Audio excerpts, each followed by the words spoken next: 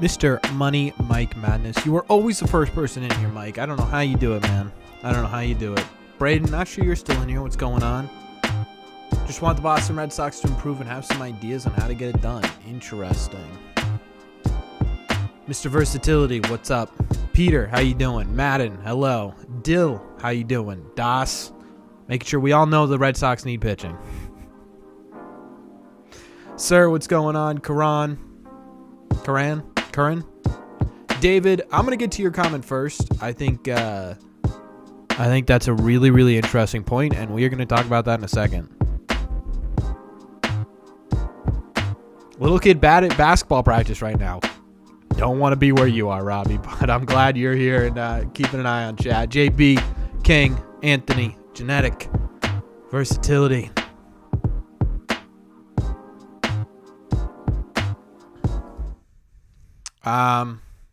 Weird without a hat. I feel weird without a hat. I should have put a hat on. Whatever. Rocking no hat today, chat. Rocking no hat today. Maybe surprise some people. I have hair. I want to talk about, before we get into the GM winter meeting stuff, I really, really like David Esposito's comment right here. WEI said it best earlier. The fanboy in me just wants to see them make a big splash first, or at this point, some kind of splash. And I think that's what everyone's hoping for, right? I think right now we're seeing the Red Sox. Anthony gifted a membership. Of course, Anthony gifts a membership. And Anthony, you are absolutely incredible. Thank you so much. Can we get some claps in the chat for Anthony? Dill is now going to be in our members-only live stream. That's awesome. Thank you so much. And I think, I think there's a consensus right now with Red Sox fans that we need to make that big time huge splash, right? And what that's doing, in my opinion, is it's not allowing fans to realize that guys like Seth Lugo, while he's not the big name, right? You're not going to run out and buy a Seth Lugo jersey if the Red Sox sign him. He's going to be an improvement to the 2023 team, right? Or 2024 team, right? These are the type of moves you make outside of the big move that put you in a better spot, because yes, everyone wants the splash, right? Everyone wants the $250 million contract. Oh my God, I can't believe the Red Sox landed that guy. I want that. I want that so much. If they sign Yamamoto, if they somehow sign Otani, I'm gonna be in here bursting. I may pop a bottle of champagne in a video, right? So yes, I want that, right?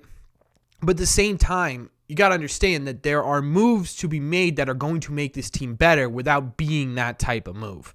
And Lugo and Montgomery and Jordan Hicks and even to some degree Martin Maldonado, which we will talk about in a second, are all in that category where it's like, look, are they going to be at the front page of the Boston Herald, the New York Times? Are they going to be splattered all over Fenway Park? Are you going to be, our jersey sales going to spike way up? No, they're not. But they're also going to give you wins. At the end of the day, right? That's what matters to me. I don't know. But hey, we're here. We're live. We are live. Justin, what's going on? No Love, how you doing? It's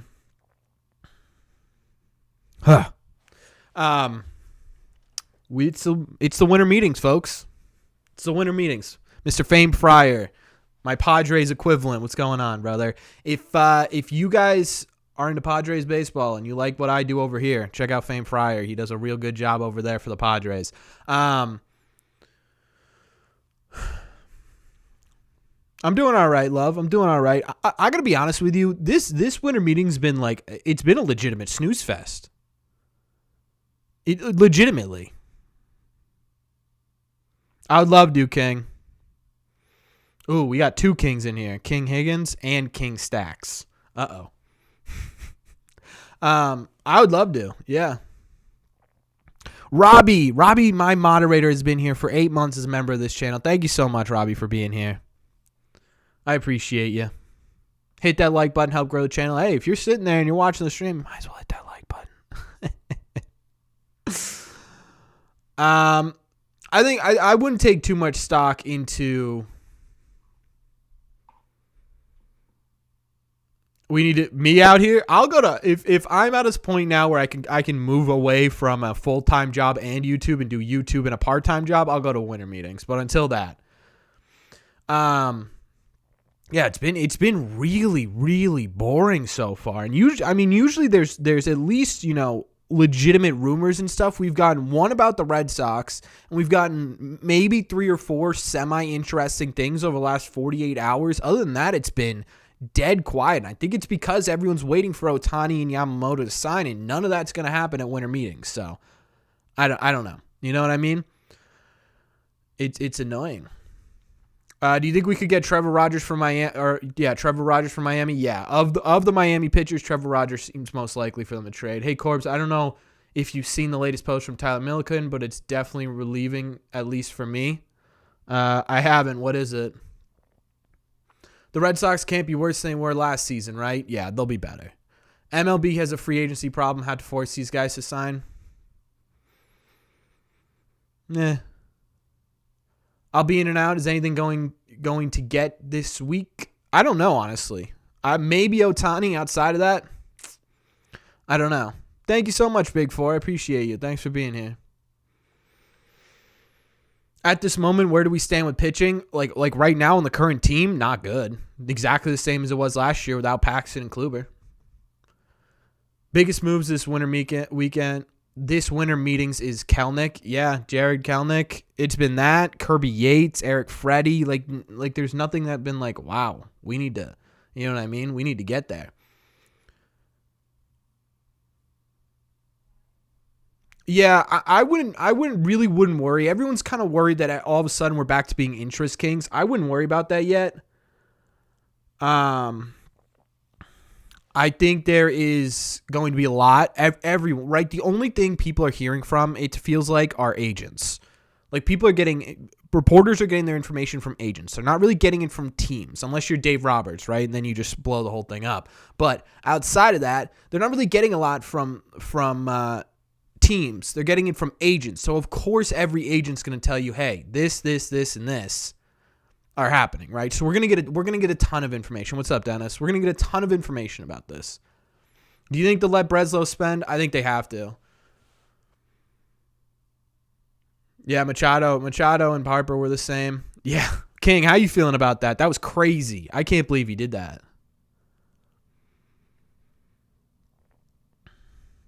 Yeah, I saw that they're more. Yeah, Breslow. So I was gonna get into that a little bit.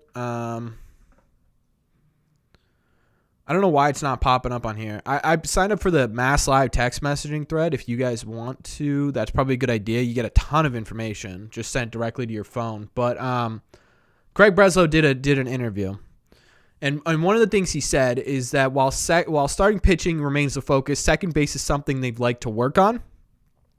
Said it's more likely to be addressed via trade rather than free agency. So we're probably not looking at a Yeah, I would love a Bobby Witt, a Whit Merrifield, or a Tim Anderson or Ahmed Rosario. We're probably looking at a trade, which makes this whole thing more interesting. The Jorge Polanco idea I brought up, the Jonathan India, Gleyber Torres. There's a bunch of different guys.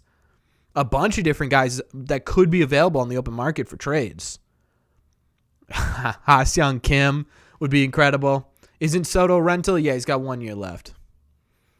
Take your stolen base back to Boston. Yeah, I could imagine Dodgers fans aren't very happy. Tommy Edman, Brendan Drury. Did I see Breslow talking on MLB? He didn't sound like we were making a big signing. He sounded like he's looking at trades. Listen, people have been saying that. We don't know, right? We don't know. It would be... Think about it this way, right? If you were Craig Breslow and this was your very first offseason as a CBO, would it be smart for you to come out here and say, hey, we're looking at big free agents, we're getting big free agents, or is it smarter for you to sit there and say, well, we don't really know what the market's going to look like, we're looking at all of our possibilities, right? You don't want to tip your hand, because tipping your hand puts expectations down. And putting expectations down either leads to heartbreak or it leads to something that you can't come back from, right? So leaving yourself open to all possibilities, especially in your first year of CBO, is the smartest thing you can do. Craig's a really smart man. He's definitely doing that. He's not sitting there saying, okay, we're going to come out, we're going to say we're spending big money. I'm not worried about it. I'm not worried about it.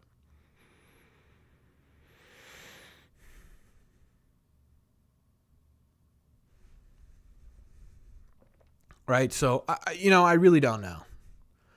Were rumors about the Red Sox not letting Heimblum spend true? I don't know. I would assume that yes, there was a limit on how much Heimblum can spend. Do you have any news rumors of Red Sox specific pitchers targeting specific pitchers? Like any new news? Today they were linked to Lucas Giolito, Seth Lugo. They've made an offer to Seth Lugo, according to Chris Cotillo. Yeah, and that's it. They remain and their top priority right now is Yamamoto, according to John Morrissey. So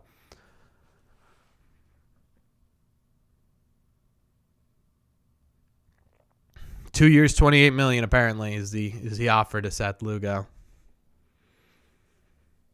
So yeah, there have been a lot of links. There have been a lot of links, which is normally what we see in winter meetings, right?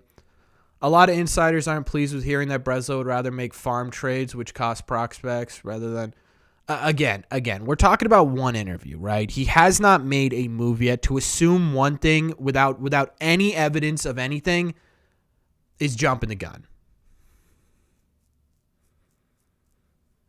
Would Rays trade us Glasnow? I'd be shocked. $1.99 from Josh McCanner. Thank you so much, Josh. Can we get some love for Josh in the chat? Some claps, some emotes, please. It's his it's his third super on the live stream. Thank you so much, Josh. I appreciate you. He said, sign Montgomery and trade for Burns is my picks. Those would be, if we could trade for Burns, if we didn't get Yamamoto and transferred and got Burns and Montgomery, I'd be happy too. But the problem is, right, they're not really looking for those one-year control pitchers. They want multi-year control. So it doesn't look like Burns is on the table. How much will it cost to sign Yamamoto? We're not talking about Bauer today. How much would it sign for Yamamoto? Probably $250 easily. It's looking like $250. Who does Lugo displace in our rotation? It would probably Lugo, in my opinion, if they're bringing in Matthew. I always say Matthew because we have that prospect, Matthew Lugo. 10 years, $300 million. I don't think it gets up to $300 million. I don't think we see $300 million. No, maybe $300 million with the buyout that you have to go and send over, but I don't see $300 million contract, like straight money. He's not getting $30 million a year. I would be shocked. For someone who has never played in Major League Baseball, I'd be pretty shocked, even though he's such a fantastic player, right? Seth Lugo last year, 1.15 ERA plus, 26 starts, 3.57 ERA with a 3.83 FIP. Fane Fry, I don't know if you're still in here, but he played for the Padres, so he might have more information, just on overall watching him from day to day. But I mean, this is a guy who's a positive player, right? He's a positive player. He's going to make 26 starts. Essentially revamped his starting career. So you're probably looking at him at a 3, a 4-ish in your rotation. So probably in place of a Houck or a Cutter or a Whitlock, something like that, if you were to bring him in.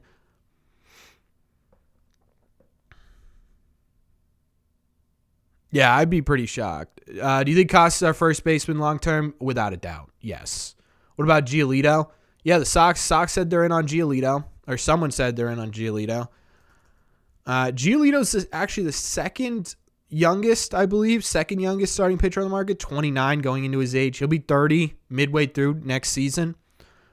He didn't have a good year last year, but he also had that stretch from 2019 to 2021 where between those years he finished in top 10 in Cy Young twice, top 12 in Cy Young all 3 years, 3.47 ERA, 1.29 ERA plus, 3.54 WHIP. He walked virtually no one, struck out 11.1 per nine, right? We're talking about a guy in Giolito who fell off a bit, sure, but, I mean, everyone sucked on that 2023 Chicago White Sox team. It felt like everyone just absolutely crapped themselves on that team. So there could be some merit to that, you know? And he's a guy went healthy, right? I mean, I don't know if he was healthy or not in his first 2 seasons. I think he was. I just don't think he was up and down a little bit. But since he's been fully in the league, he's had 1, 2, 3, 4, 5 seasons where he's had over 25 starts. Again, it's probably, you're probably looking at, Giolito to me is a guy who, if you're confident in your pitching coordinator in Andrew Bailey, and you're confident in Craig Breslow's pitching approach, and you're confident with your new pitching head of pitching directing, whatever that guy who they hired yesterday was. If you're confident in those guys, these are the type of guys you go after, right? Because these are the type of guys who you can get on a very cheap contract. Well, not cheap, but cheap compared to the rest of Major League Baseball, right? You pick them up, and then you turn them around. That's what good teams do. And so for me, the guys like Lucas Giolito, Seth Lugo, Michael Lorenzen kind of in that category, the guys that are sort of mid-tier type players, these are the type of guy you pick up and you say, okay, what can we do with him that other teams couldn't? So, yeah, while Lucas Giolito isn't exactly going to be like, oh, my God, we got Giolito, if the Red Sox are confident in him, this is a guy you got to take a chance on. What would the contract look like? Let me see what they have him valued at right now.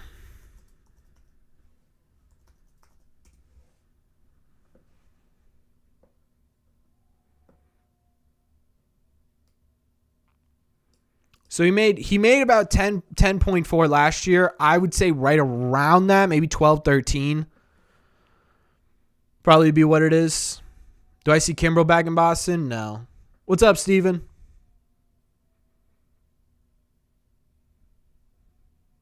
Do you really think it's possible for the Angels to re-sign Otani? Anything's possible, man. Anything's possible. Someone brought it up actually just today.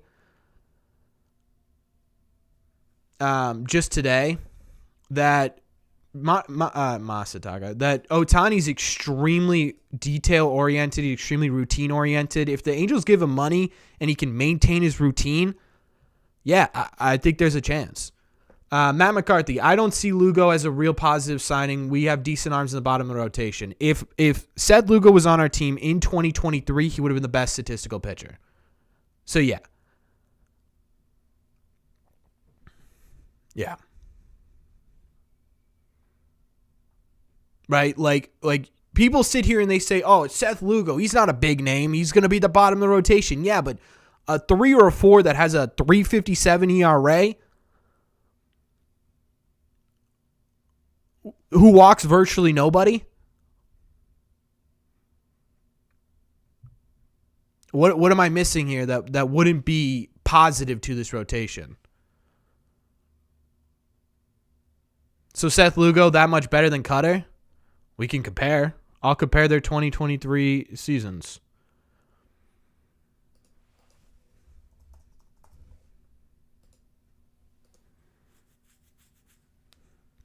Normally, Chad, I do this on stream, but because I've been having issues with my CPU lately, I'm gonna hold off today. Let's see. Cutter had more overall WAR, but that's because Cutter Cutter had more WAR in general. Struck out more. Same exact walks percentage. Lugo walked less batters. Lugo pitched in more innings. He had a better ERA. He had a better ERA plus. He had more strikeouts. What's up, Manny?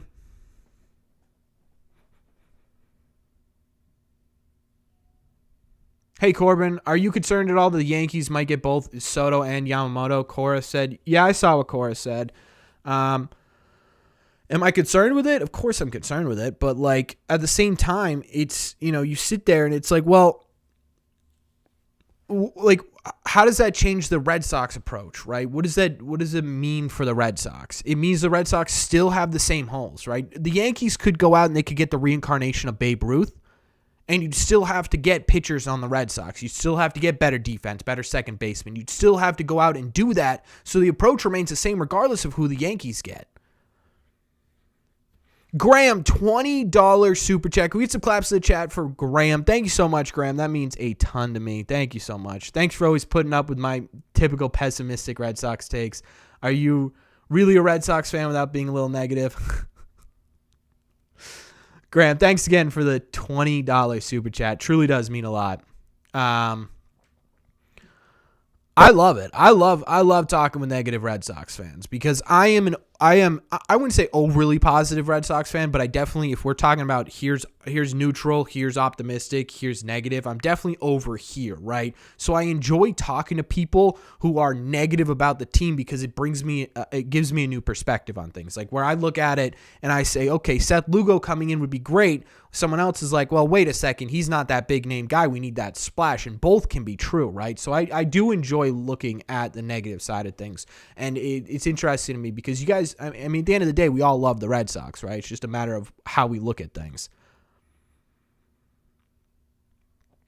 Matt, there's a difference between overly positive and relatively realistic. And I think, I use statistical evidence to back up my claims, and there are people who take those statistics and they just sort of not pass over them, but they don't like I'm using them and I'm saying, okay, you know what? Seth Lugo, right? Seth Lugo had a 3.57. It would have been the best starter ERA on the Boston Red Sox in 2023. But other people are like, well, he's not that big name. Right? There's a difference in the way of looking at it. It's not overly positive. I'm not an overly positive Red Sox fan. I am a realistically optimistic Red Sox fan. I think that's what I've always been.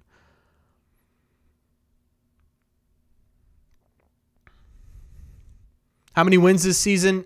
Dude, it's way too early for that. They haven't even made a move this offseason. What prospects do you think could be involved in a Red Sox trade? Meyer? I don't see Meyer or Roman Anthony going anywhere. I would say more in the tier of, say, Don Rafaela, Nick York, Blaze Jordan, some of those younger guys. Maybe even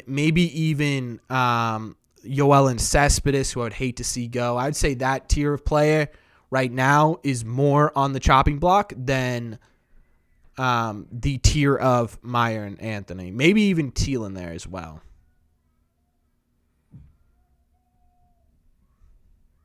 Yeah, they started yesterday. Thoughts on Jorge Soler? I wouldn't hate Jorge Soler. I agree with you, Daniel. I don't think he should be traded either. But I'm just saying, I think that's someone, he's far away. The Red Sox are starting to get towards, hey, let's start winning now. You know what I mean? And I think that could be something. My only issue with Jorge Soler is he is very up and down, right? He's not as consistent as you'd like him to be. I will say there are years where the home runs are crazy, right? 2019 was nuts, 48 homers. Last year, 36 home runs. But outside of that, right, so the big home run potential is there. But outside of that, 13 home runs, 12 home runs, 10 home runs, 5 home runs, 2 home runs, 9 home runs, right? That's my problem. Thoughts on the draft lottery? It confuses the hell out of me. It's confusing. Would I rather have Lugo or Waka? I think Lugo. Lugo, definitely. As someone who, Lugo's younger. Lugo has had less injury history recently. I'm taking Lugo. I agree with you, Ashton. I think it for sure. Kyle Thiel should be untouchable. Do I see Martin Maldonado? Do you like to see Martin Maldonado in a Red Sox uniform? This one's interesting because the Red Sox were linked to Martin Maldonado. My problem with Martin Maldonado is that what would be the positive of bringing him in, right? Like he's a career lifetime 72 OPS plus guy. Defensively, he's good, right? But he's not like one of the better catchers in Major League Baseball defensively.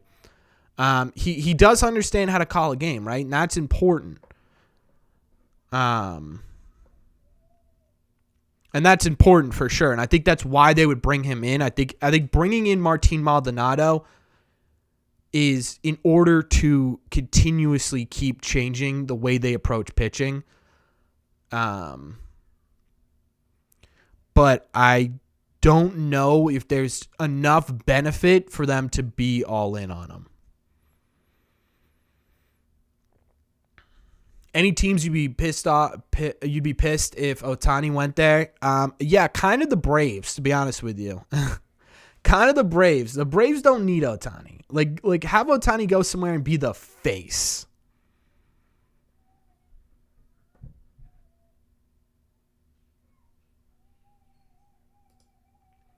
Be the face, right? The Braves to me feels like that would make me mad.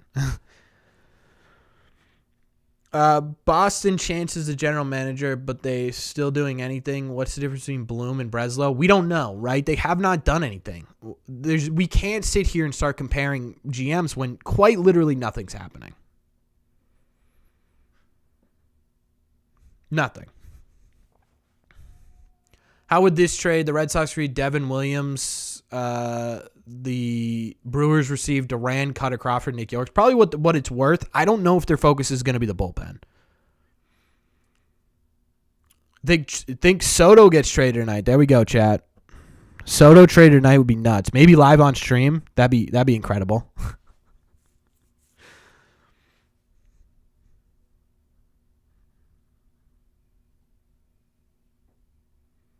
Are all in on Yamamoto? Yeah, they're right now. It's pretty consensus wise between beat writers for the Red Sox and major league sources that no one knows what's going on.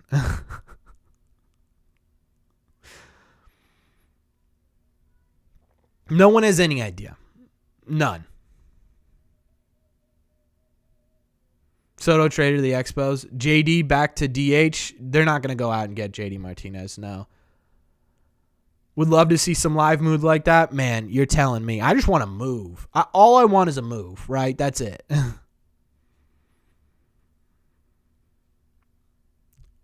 That's the point. He hasn't done anything. We want him to be aggressive. Okay, here's my problem with people who are like, hey, Breslow hasn't done anything.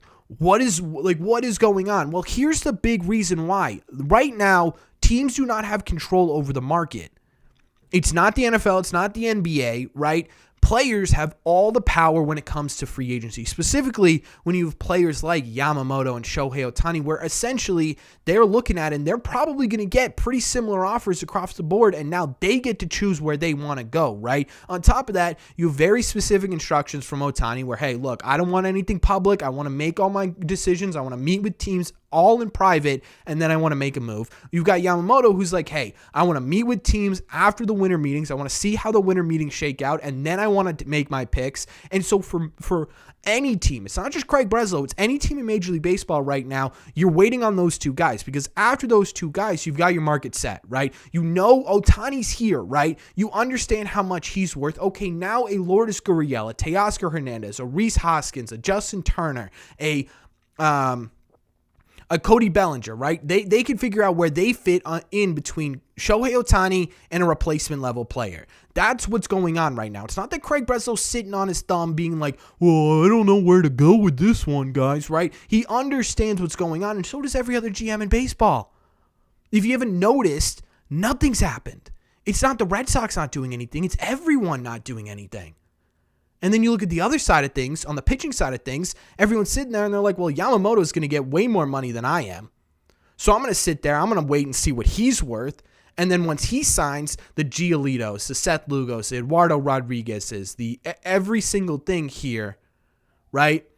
Every single thing here can fall into place. And so for every team in Major League Baseball, not the Red Sox, every team in Major League Baseball, they are waiting for Yamamoto and Shohei Otani. So it's not that Craig Breslow isn't doing anything. It's that he can't do anything right now. Because if you think about it, right, if you're Jordan Montgomery and you're probably the third most premier pitching arm on the market right now behind Yamamoto and Snell, and you've got 4 offers, and they're good offers, they're solid offers, wouldn't you sit there and you'd say, hey, Once Yamamoto signs, all those other teams, those 13 teams that were in on Yamamoto are now going to be looking for premier pitching like me. So all of a sudden my 13 teams becomes 19 teams or 14 teams or whatever you want to do, because there's probably some overlap there. And what does that do? It creates competition. What does competition do? It creates more money, right? It's all stalled right now. That's the problem. So it's not Craig Breslow. It's not time to grade the Boston Red Sox. The time to grade the Boston Red Sox is right before spring training. $10 super chat from Trevor. Thank you so much, Trevor. I appreciate it. Can we get some claps in the chat for Trevor? Thank you, Trevor. That means a lot. He said, with the move Seattle made, makes me think the Sox can snipe Gilbert or Mitchell. Thoughts on either, and what kind of package do you see getting the deal done? I'm not too sure who Mitchell is, unless you misspelled something. But either way, Gilbert, I would love Logan Gilbert. I think a Gilbert package, you might be able to avoid Roman Anthony, Kyle Teal, Marcelo Meyer. I don't know if you're going to be able to. You might be able to if you swing it with a Jarren Duran, a Ceddanne Rafaela, and Nick York in there. It's going to cost a lot, right? It's going to cost a lot. But yeah, I mean, if they didn't get Yamamoto and they signed Montgomery and trade for Logan Gilbert, I would consider that a very successful offseason. Obviously, there's other people on top of that, sort of right-handed outfielder, maybe a right-handed DH, second baseman, stuff like that. But if their primary big agent signings are Jordan Montgomery and then trading for Logan Gilbert, I think that's a really successful offseason.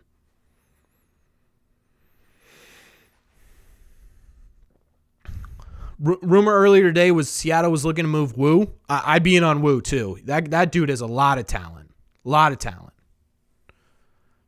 It'd be crazy seeing Otani, Soto, and Yamamoto in the AL East. Hopefully we get one of those three. If that happened, that would be nuts.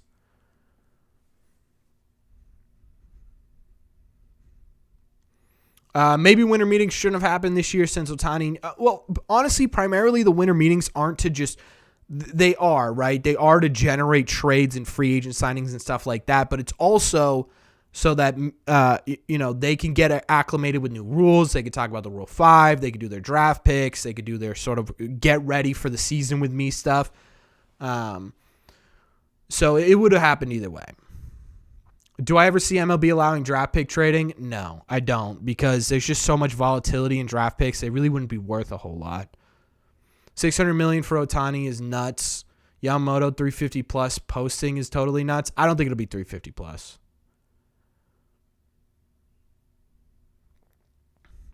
Mark, what are you skeptical about? Right? What is there to be skeptical about? We know nothing. We don't know how Craig Breslow operates. We don't know what John Henry and the ownership is thinking money-wise. We don't know what their primary focus is, whether that be trading or free agency. We know nothing. You can't be skeptical when there's nothing to be skeptical about.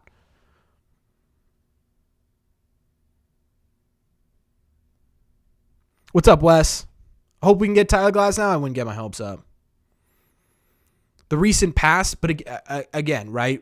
The recent past is different than the foreseeable future, because there is no foreseeable future. We don't have anything right now, right? This is a different owner. This is a different front office than it was when Heimblum was a part of it.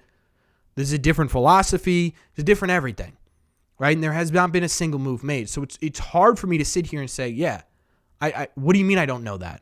I'm not talking about opinions. We're talking about facts, right? There is a different person in place with a different overall philosophy on your team. He has not done anything. There's nothing to do. There's nothing to, there's quite literally, factually, nothing has happened. You can't be skeptical. You can't be optimistic. There's nothing. That's what I'm saying, Mark. So you're negative about nothing. Who do you want the Red Sox to go after besides Yamamoto and Montgomery? I like the addition of Seth Lugo. I'd like to see them interested in a Lorenzen. I would like them be interested in some right fielders. I think there are a lot of decent hitting right fielders.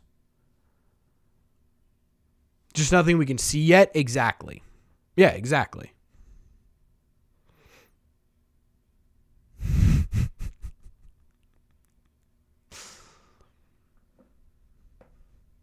Who's a position player I want the Red Sox to get the most? Either Teoscar Hernandez or Lourdes Gurriel Jr. I think both those guys could do wonders in the Red Sox rotation.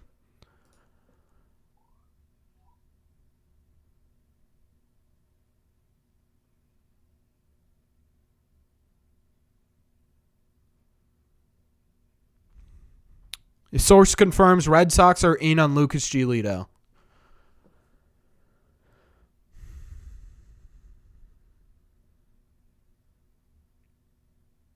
Yeah, the Red Sox are drafting 12th. Yeah, I did the same thing, King. I did the exact same thing.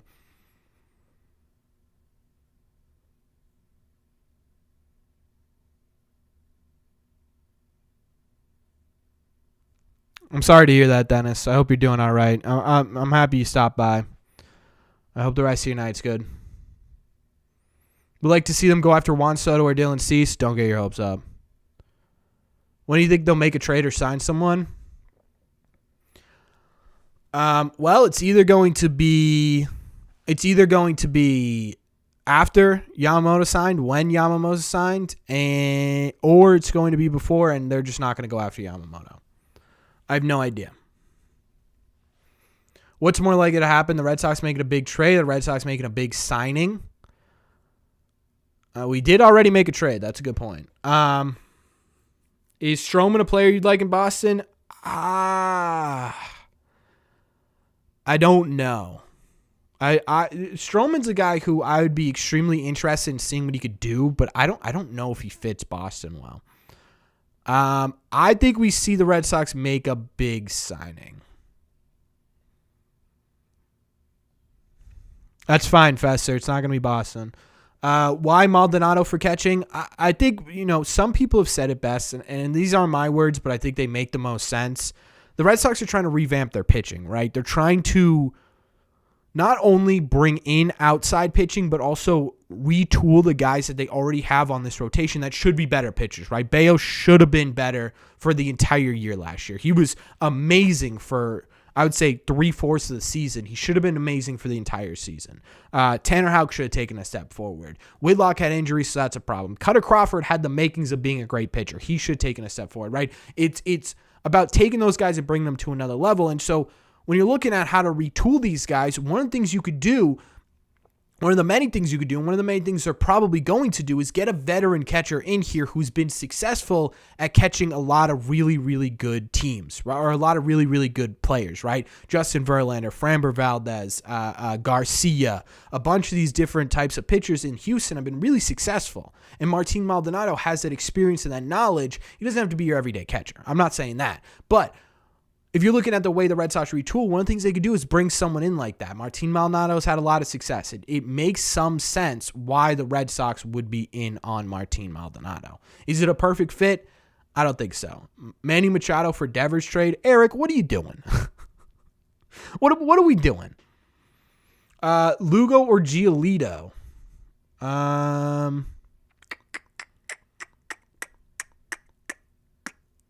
I'll answer that question in a second, Trevor. Lugo or Giolito?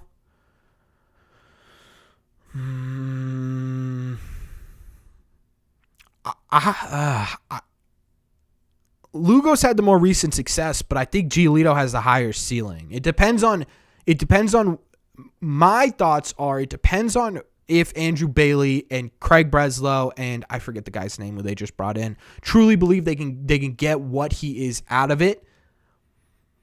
And if they could do that, I pick Giolito. But if we're talking just straight, they're going to be exactly the same, I'm taking Lugo. Yeah, Lugo's old. If the Red Sox are going to trade Devers, oh yeah. I will pick it outside of John Henry's office if that happens. When do you think Yamamoto will sign in with who? It'll be a few weeks. I would say probably the week before. Maybe I'm trying to get my bearings here as to where we are in the month. I would say like the week before Christmas, the 18th to the 22nd is when we see Yamamoto sign. Thoughts on the Sox getting Imanga for bullpen help? I don't know if they get him. I don't think it'll be for the bullpen. Dan, a $2 super chat. Nothing attached to it, but I want to say thank you, Dan. Can we get some claps to the chat for Dan? Thank you, Dan. Really means a lot to me. What's up, Ben? Would you want Shane Bieber on the Red Sox? Listen, Shane Bieber said he's open to an extension to the team he gets traded for. You see Buster Olney? No, I did not see Buster Olney. What did Buster? What did Buster tweet? Buster. If Shane Bieber's open to an extension, I'd be very interested in Shane Bieber.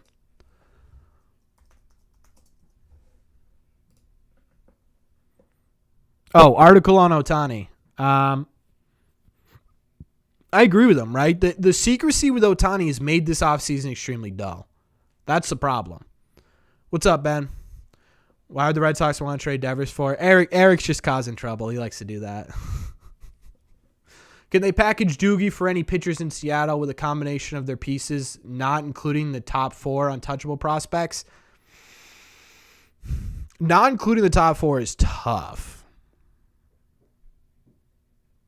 I don't think they could get... If Doogie's the highlight of your trade, no. Cool, Seth Lugo on opening day. Nice. See, this is what I'm talking about, Mark, right? Like, what are we talking about? Why would he be your opening day starter? The thought process with Red Sox fans sometimes that because they're interested in one pitcher or one player, that means they're not interested in anyone else is shocking to me, right? It makes no sense. Why would the Red Sox pick up Lugo and then be like, we're good? I know, Mark. But there are people out there who genuinely think that. Think Chris Martin could replicate his 2023 season? God, I hope so. We need it. If Gilbert is available, the most I do is Meyer or Blaze as long as it doesn't cost them Anthony or Teal. I think you could get away with Meyer being traded. I don't think they would trade away Teal. $5 super chat from Unknown. Thank you so much, Unknown, Mr. Mystery Man. Can we get some claps in the chat to celebrate their first super on the live stream? Thank you so much, Unknown. He says, or they say, hopefully get Monty seems plausible and trade for a one if we don't get Yama. Yeah, I think that would be the plan. Yes, I totally agree. Do I see the Red Sox signing Teoscar? I don't know. It depends on how quickly his market heats up. I mean, clearly no one's market is really like skyrocketing right now, right? So there could be a chance, but I think Teoscar is a guy who once the floodgates kind of open, and again, I think that's when Otani signs. Once those floodgates are open, we'll be good to go, and he will be one of the players that is at the top of the list to get picked up, in my opinion.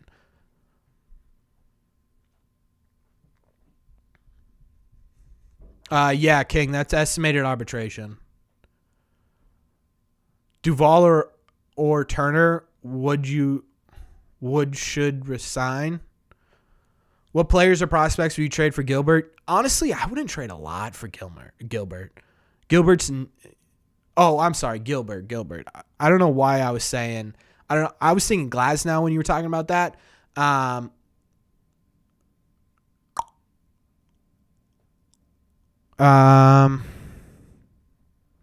If you get the deal done, including Duran and Rafaela, I'd be excited about it. Giving both those guys up would suck, but you keep your top prospects in Meyer, Anthony, and Teal. You hold on to Abreu. You can use Doogie for another year until Anthony's ready, right? You can get away with trading those guys, and I think that could get you. I think that could get you Gilbert. I don't know though. Do you think Otani's going to be signed by next week? I think he'll sign this week. Otani's not the type of player to me who's gonna prolong his search for a team. Once he gets an offer he likes, Once he gets an offer he likes, I think he'll take it. Red Sox need a right-handed hitter? Yes, they do. Seattle will want a ton for Gilbert? Agreed. I believe Chris Sale's days in Boston are numbered. I believe shocked if he pitches in Boston next year. He's going to. What is my dream opening day lineup? Duran,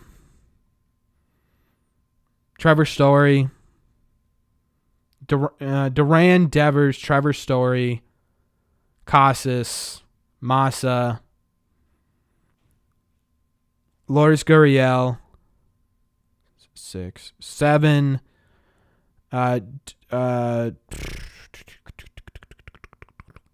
Rhys Hoskins, 8, whoever's playing second base, I don't know. And then Connor Wong. What's my opinion on Trevor Story next year? I think he'll be a lot better. I think people, rightfully, right? It's hard for me to sit here and be like, oh yeah, people hating on Trevor Story is ridiculous, because now you got 2 years into your contract and you've played one full season of games, right? And a lot of that's not his fault, but it still happened, right? You still missed out on essentially half a season both years. So it's hard for me to say, like, everyone should be thinking about how good Trevor Story is going to be, but I think Trevor Story is going to be good next year. Alex Cora mentioned today in his presser that Trevor Story's doing an infielders only camp with all the Red Sox prospects and players on the team. Guys who are going are Tristan Casas, David Hamilton. Not that name, aside from Mr. Money Mike, means anything. Pablo Reyes, Nick York, Blaze Jordan are going. Like this is good, right? He's going to move into that mentor role. Alex Cora also mentioned they know that he was having trouble with fastballs next year, and he's going to be good. He's working on timing. He's working on everything. I love Trevor Story. I think he bounces back next year. How long do we have Reyes under control for? I honestly don't know. Thinking that starting rotation would be totally different if the Red Sox should get Yamamoto and Montgomery and Lugo. I mean, yeah, right. That'd be ideal, but I don't think it's gonna happen where they get both Montgomery and Yamamoto. I think if the Red Sox are truly all the way in on Yamamoto, there's a reason why. Here's what I'll say: there's a reason why the Red Sox, who seem extremely linked to Jordan Montgomery, haven't done anything, right? And there's a reason there's not a lot going on with Jordan Montgomery right now. Imagine if the Red Sox trade for Adames. That'd be incredible. 2028 for Reyes. There you go. Lourdes Gurriel. I'd love it. Could you see Valdez being the opening day second baseman? Sounds like they don't want someone in-house to take over at second base. Sounds like they're looking for someone outside via trade, which is something to keep an eye on. How do we have Reyes for that long? We have Reyes for that long because he doesn't have the amount of service time to be eligible for free agency, I believe. What's up, Joey? Man, this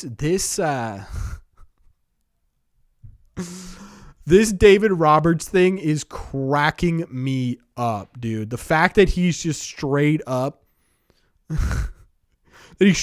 said, hey,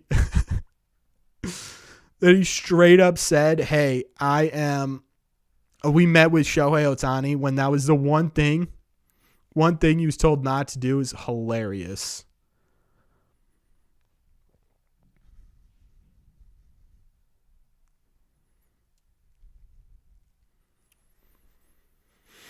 Williers getting traded? I don't know, because Willier to me has such a high ceiling, but he doesn't have a ton of value. He could have sneaky value, but he doesn't have a ton of value, especially compared to guys like Duran and I'm sorry, King. It's trend. It's literally not even just trending on baseball. It's trending on Twitter in general. You need Soto on this team? It's not happening.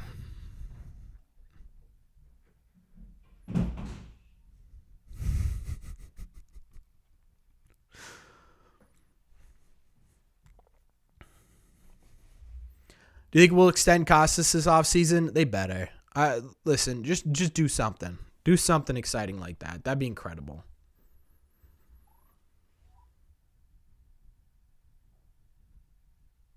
Soto can go to the Yankees. I would honestly not hate Soto to the Yankees because I think that he's going to leave in free agency. Or not leave, but he'll go to free agency anyways, which would be hilarious. All I want the Red Sox to do is get 2 starting pitchers. I don't care who that can get to the 5th inning. I like it.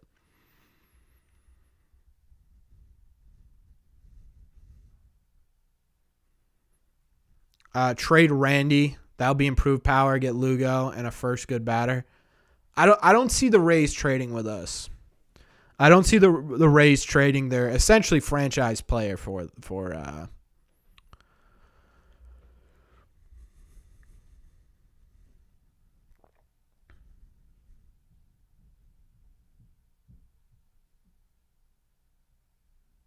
Yeah, it's a good point, AR. And Boris likes his guys to hit free agency, I believe. Yes and no. Boris tends to be like, hey, man, look, like if you want to get the most money, go to free agency. But, I mean, we were able to sign Xander Bogaerts with Boris as a client. We were able to do a bunch of stuff. So, what's up, Hermit? I think as Red Sox fans, there's, clear evidence that Scott Boras being your agent doesn't mean that you are going to free agency, although it is more likely.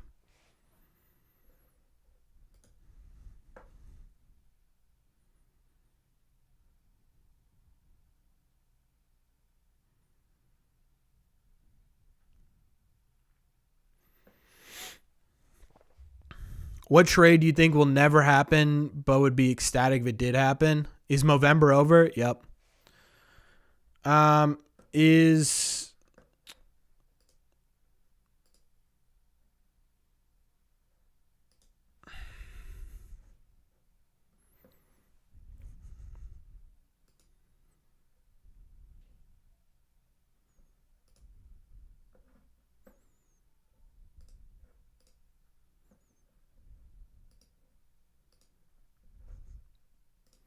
All right, got rid of that guy real quick. What's up, Wes? Any mods in here? I got him. I don't think Clip's in here, and Robbie had to dip out, so. Who on the Red Sox will most likely get an extension this offseason? Has to be Tristan Casas. Has to be. I think it's a shame the Glaber trade seems like it would have been fake. It would have been a good fit. I agree.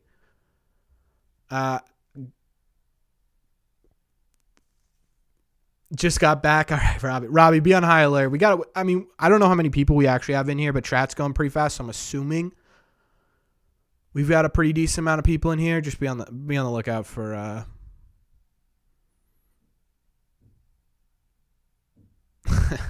Thanks, Lee. Just be on the lookout.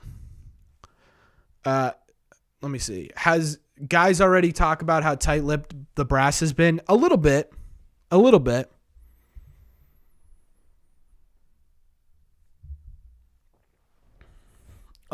I think, again, I talked about it a little bit. Hermit, and I'll say it again, just for the people who didn't hear it the first time. I like the idea. Yes, I agree. It's a good sign, right? And I think it's a good sign for a couple of different reasons. I think it's a good sign because Craig Breslow shouldn't be showing his hand as someone who is first year in CBO, right? No one knows what he's going to do, and I think that's a good thing for the Red Sox right now. Thanks for stopping by, Mark. I appreciate the conversation. I think that's a good thing right now, right? I think him being secretive and him sort of being a little bit of a wild card to everyone else in the league is a really, really good thing. I also think that him not choosing to divulge too much is also not setting expectations, right? Because again, he is new, right? And there's a difference between, hey, we're going to go out, we're going to get some big time guys, and hey, we're going to go out, we're going to make this team better, we're going to win more games, right? And that was my third point. Yes, Hermit. That was my third point, was that I think that I think that historically, every time the Red Sox have been eerily quiet in free agency, something really big happens.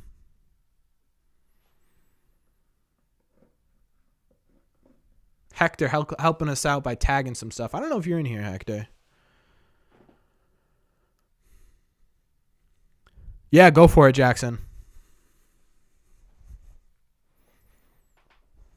Who on the Red Sox team right now is a Scott Boras client? I don't know if anyone is.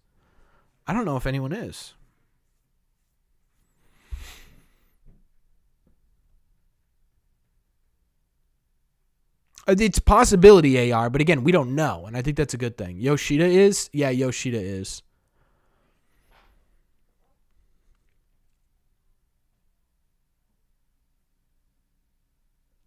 Bayo's a Scott Boras client? I did not know Bayo was a Scott Boras client. That's interesting. That might make an extension a little bit interesting, huh?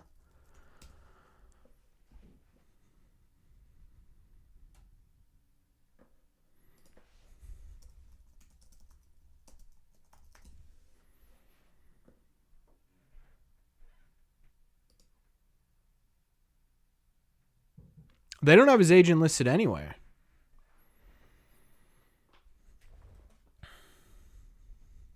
In 5 days, I'll be 59 on December 23rd. Or December 10th. Well, happy early birthday, Steven. Got a foot of snow up here. That's crazy. In 16 days, you'll be 32. We'll have a live stream before then. We'll make sure you get your happy birthdays. What's the percentage do we get Otani? Like 2. Probably less. That might be generous.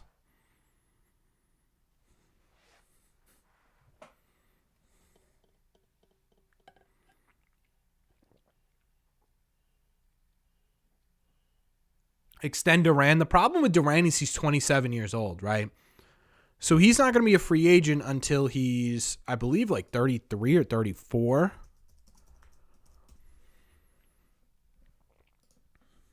He's not a free agent until 2029, which is what, 6 years from now? So he'll be 33. I think they get away with not re-signing or extending him. If the Red Sox sign Otani, 72-hour stream. If the Red Sox sign Otani, I'll go live for 24 hours straight.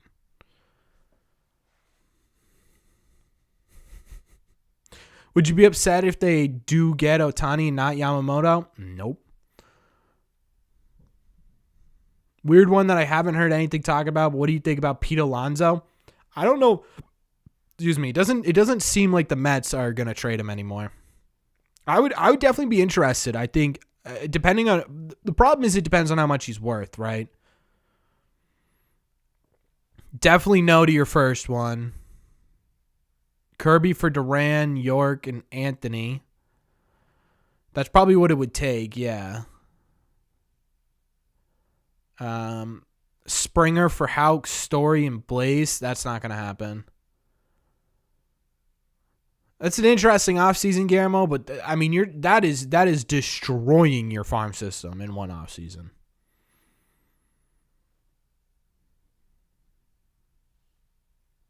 It shrinks the amount of moves they make. It definitely does, but it would be fun as hell.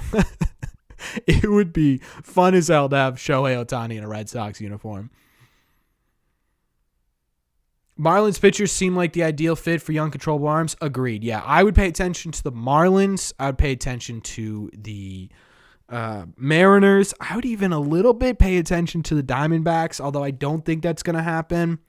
And there really isn't a ton of other options. It's really Marlins and Mariners. If you're talking about semi-proven guys who have a ton of free agent control and potential, you're probably looking at Marlins and Mariners.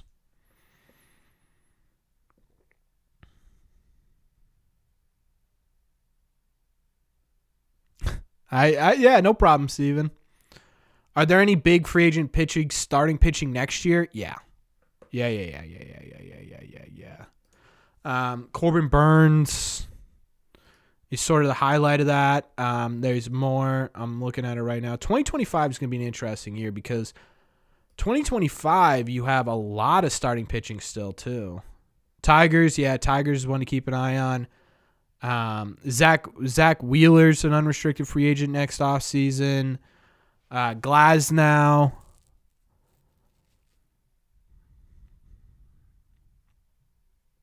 Corbin Burns, Shane Bieber, Walker Buehler, Mike Soroka to a lesser extent, John Means. There's some really interesting moves. What would be a good trade with the Marlins? In my opinion, the Marlins aren't trading. In my opinion, the Marlins aren't trading their big guys. Like I don't think the Marlins are trading. I don't think they're trading Jesus Luzardo. I don't think they're going to trade Yuri Perez or Braxton Garrett, which would really leave Edward Cabrera and Trevor Rogers. And of those two, who am I choosing? Probably Edward Cabrera.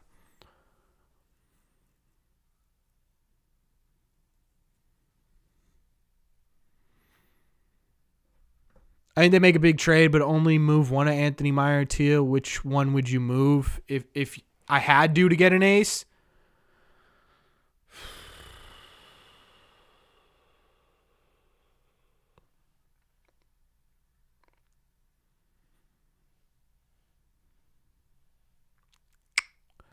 Ryan, I don't know, dude. That's hard.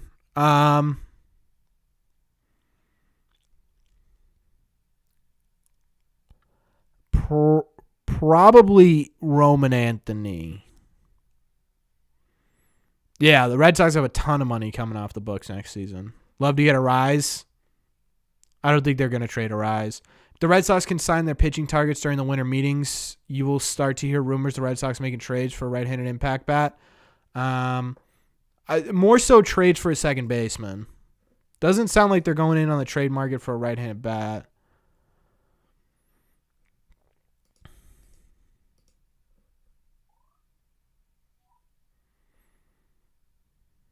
I'm trying to see if there's any new updates. Eric Freddie, we knew that. He signed right before we went live.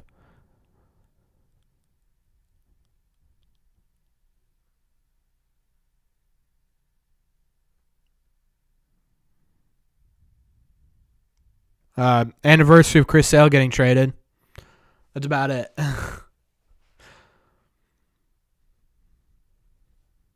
Whit Merrifield just feels like a Red Sox. I wouldn't be surprised, man. Bichette not leaving Toronto. Yeah, I don't think they're trading Bichette this offseason. Especially if they're going for Shohei Otani and they were interested in Juan Soto. I really don't think it would make sense for them to trade Bo Bichette. If they were going to sign Shohei Otani, that means they're not re-signing Vladdy and Bo Bichette, basically. But that also means they're going to use out the window. Bring Adames to play shortstop and move Story to second. If Adames is available, I'd love it. I don't know if they're going to do that. What would I think about Amanga? I think Amanga, to me, is in a similar category to... he's in a similar category to me as Seth Lugo a little bit. Whereas if you're going to sign him, he's probably the third pitcher you would sign. Does that make sense? He's definitely a tier down from Yamamoto, probably a tier up from guys like Lorenzen and maybe even Lucas Giolito. So, yeah, Amanga would be interesting. I don't know if he would be like the most exciting signing of the offseason. How do you feel if we traded for Andrew Abbott and gave up Miguel Blaze, Verdugo, and Valdez? I got to be honest, I don't even know who Andrew Abbott is. If it's a relief pitcher, God no. What's up, Ragaman?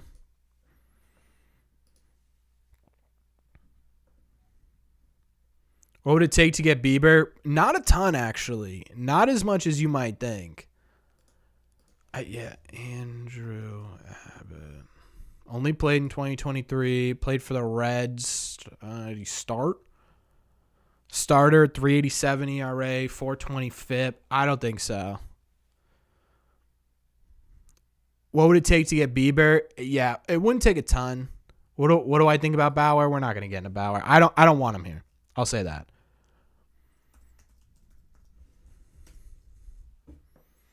The cheeky lefty. Exactly. Bieber, you could probably get. I think MLB trade values, the baseball trade values algorithm vastly underrates Wilyer Abreu, which I don't love because it makes trades a little bit more interesting. I think teams are higher on. I think teams are higher on Wilyer Abreu than this has to offer.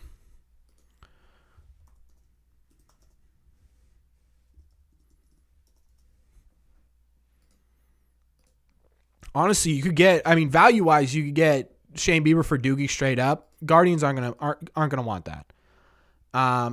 You could probably do like the highlight of that being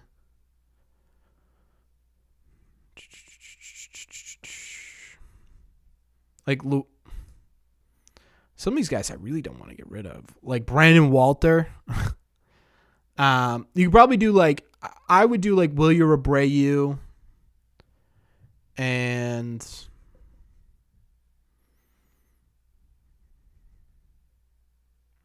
Blaze Jordan, maybe.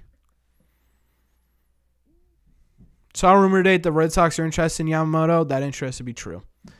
That your Bauer rant is legendary, though. That was a big one. Imanaga. Demon. There's zero chance. What I find funny is this: no matter what the Red Sox do, good or bad, people always find something to complain about, even if it's an ace. Yeah, that's everything in life, though. Verdugo and Pivetta for Bieber can work, right? I mean, yeah, it would work on the surface, but again, I don't think the Guardians are paying for Doogie. Duran, Whitlock, and Jordan for Gilbert. Rewatched it twice. I don't even know. Yeah. Is Trevor Story a trade chip next year? No. What I think with Meyer when he comes up is I think they'll start him at either second base and then eventually swap. They'll have Trevor Story go to shortstop and have Meyer go to or have Trevor Story go to second base and have Meyer go to shortstop. Trade Verdugo, Dahlbeck, Duran, another prospect for Gilbert. I think you need more. Bleacher Report is hypothetical trade Bieber for Wilyer Abreu and Angel Bastardo. I mean, yeah, that'd be perfect, right? I love Wilyer Abreu, and I truly think his bat could be something special. But Bieber being here for, especially if they could figure out a way to lock him up for 3-4 years, I think it's worth it. How Red Sox PR is hyping up fringe players that'll probably be traded. Dahlbeck, Wink. I think it's to publicly bolster trade, right? There's value wise, Winkowski's worth more as a controllable possible starter than as a controllable 1-inning reliever.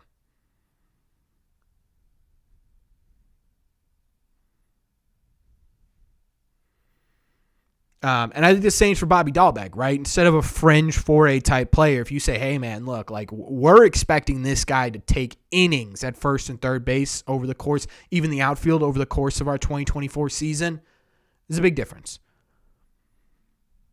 Why don't I want Trevor Bauer? The fit doesn't make sense to me. Blue Jays are big on Otani. Yeah, I was kind of surprised to see the Blue Jays in on Otani. I don't know if anything happens. Send Bobby to the moon. Yeah, I don't know. I think Bob could be a solid everyday player. I just don't think it'll be with the Red Sox. I don't think it should be with the Red Sox. If the Red Sox spend money on Yamamoto, Montgomery, you will see the Red Sox cheaping out on second base and rest. I mean, who is there to go big on in second base? There's nothing. What's with everyone making mock trades for George Kirby? The Mariners are absolutely not trading him. I'd be shocked if the Mariners trade George Kirby. Shocked if the Mariners trade George Kirby. I threw out Gilbert because of all of them, I think Gilbert makes the most sense for the Red Sox. He's probably the second most untradeable player in that rotation. But I think guys towards the bottom of that rotation, Wu, Miller, are probably guys that are more than likely on the trading block with that.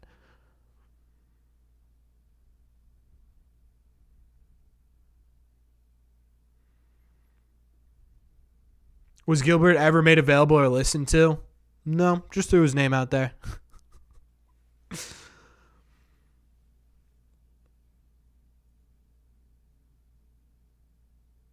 Yeah, that was sort of my thinking too, Justin, is this is a guy who has the least amount of control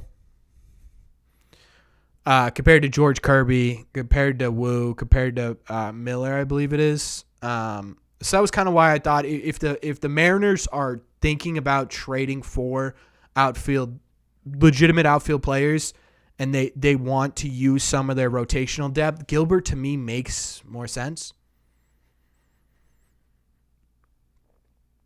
Same, Jackson. It's not going to happen. I don't think we're getting anything tonight, which sucks.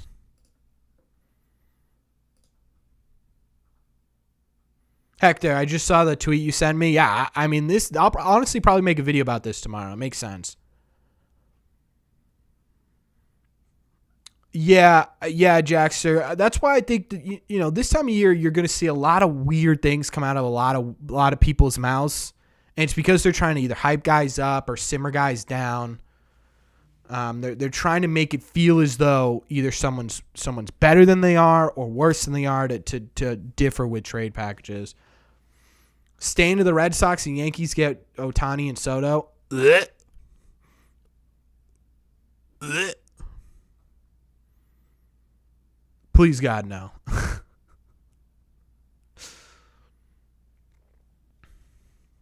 Corbin, why Lugo? He's 34 at best and number 3 through 5. I mean, that's why, right? Here's the thing, right? Seth Lugo isn't going to be an all-star. He's not going to be a Cy Young candidate, but he's going to give you 27, 28, 30 starts. He's going to have a below 4 ERA. And to me, is that the splashiest move the Red Sox can make? Is that something where you're sitting there going, I can't believe the Red Sox are doing this. What an offseason. No, of course not. He's going to make the rotation better, and that's why. Have you considered the possibility the Red Sox do nothing notable this offseason? I've considered it. I don't think they'll do it.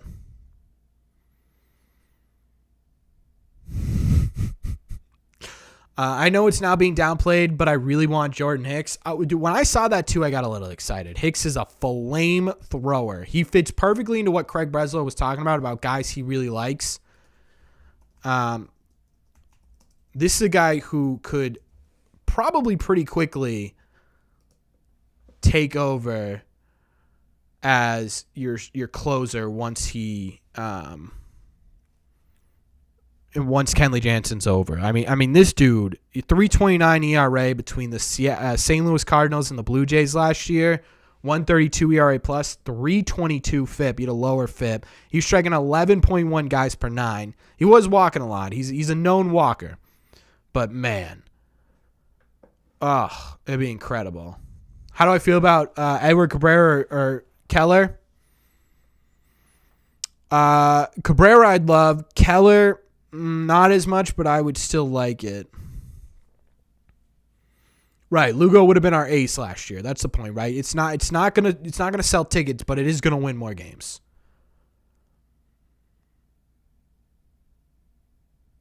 Yeah, I agree. Versatility. You give Hicks to the Breslow factory. You give Hicks to the Bailey factory. I'm excited about it.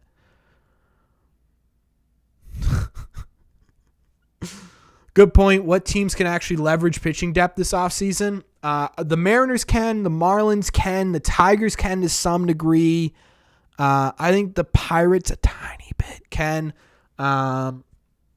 Pitching depth. There's not a ton of teams with a ton of pitching depth. I think that's sort of your list.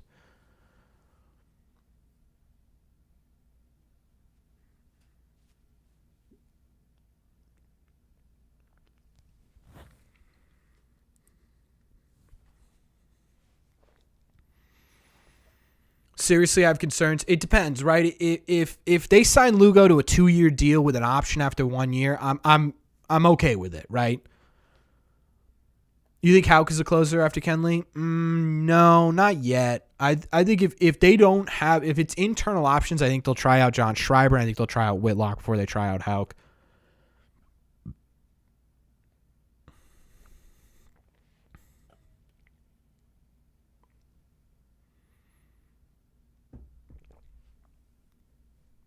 Agreed, versatility. Sorry to hear me swallow that. Agreed. Yeah, Jordan Hicks would get me very excited if they signed him. Yeah, it seems like they tampered their expectations a little bit on that, but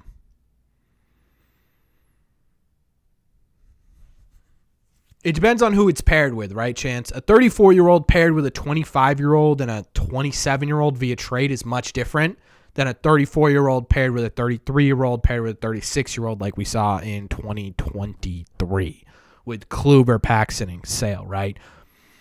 That's two completely different teams. Man, dude, I keep getting notifications on my phone and getting pumped. Like, I just want something. How old is Montgomery? 30, going into 31. Chris Sale won't be a closer now. They only have him for one more year. There's no point.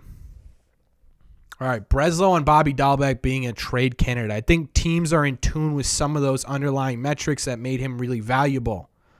But also, I don't want to discount the possibility that a change of scenery is Fenway Park. Interesting.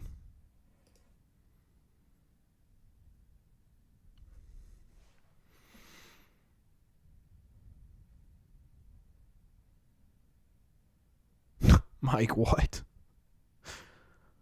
Shooter got into one for a change. What's up? Yamamoto's getting pricey. Yeah, from what I've seen, it is getting pricey, but I still don't think it passes the $300 million threshold, at least on contract alone. Maybe it tops that at with the signing bonus or the signing fee, but I don't think it tops that overall.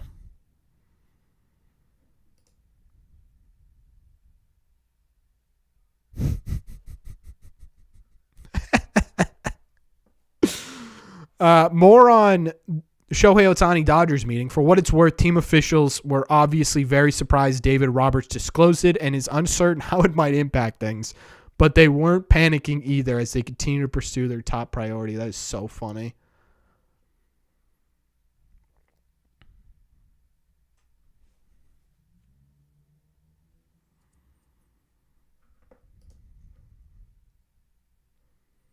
That is so funny. Yamamoto's contract will be $200 million to $350 million. Yeah, there's a big thing.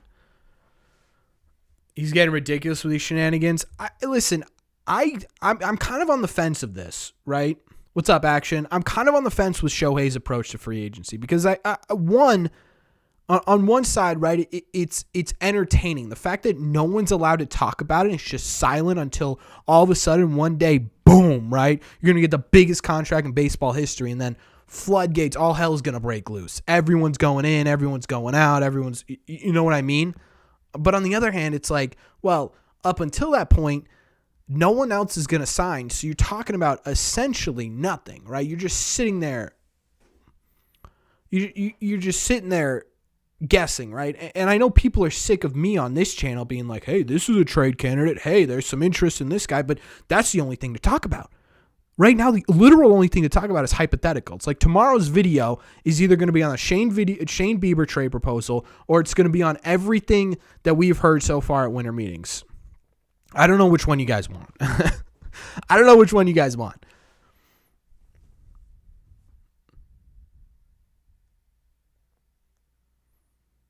How am I feeling? I'm good, Action. I'm excited. I love these live streams, so.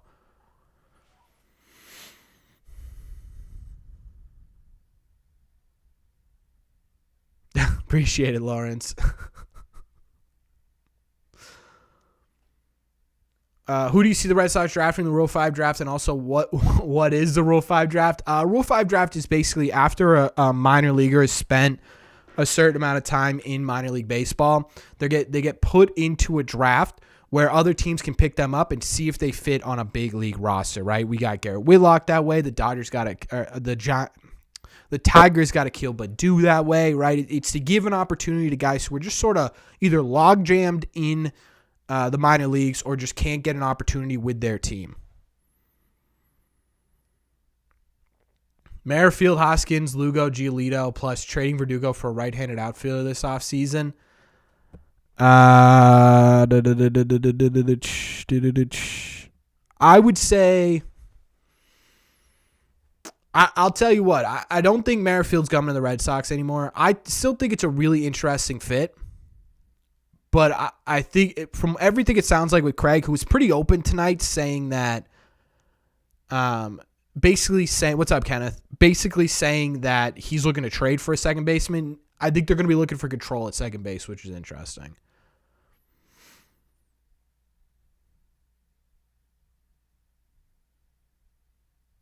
Oh, for sure, Justin. So many funny memes. I know, Dill. I know.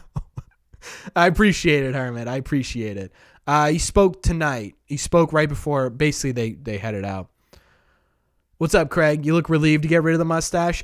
Honestly, I kind of miss the mustache a little bit, but we were able to raise $138 more than our goal. We raised $635. We were aiming to raise $500, so I'm happy I was able to shave it, and we did some good. Grow the stash back if we get Yamamoto. Breslow talked about controllable starting pitching. Is there anyone with 2 to 3 years left to control available worth a top prospect? Not sure I've seen anyone. Yeah,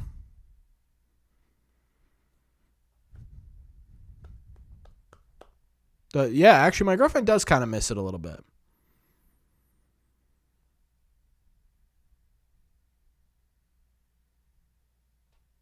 We are sniffing around Giolito a little bit, Shooter.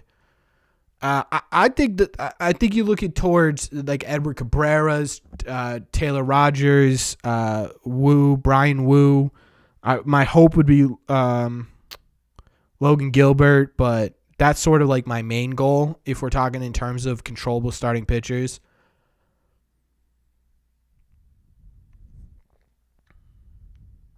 Grow the beard out if we get Yamamoto to opening day. Dude, my beard is disgusting. You don't want me to grow out a beard, trust me.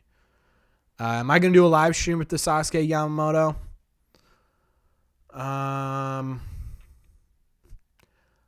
The problem with live streaming is it's kind of hard, right? It's hard for me because I work 9 to 5. So if he signs between those hours, I flat out can't.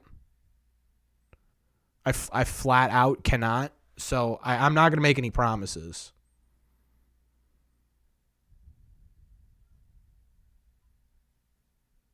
Full beard where it's at? It is where it's at, but 72-hour live stream if we get Yamamoto. Yeah, if someone wants to donate like $30,000, yeah, I'll quit my job. What would a Bieber extension look like if it was made? Yeah, Dill, just do that and we'll be good.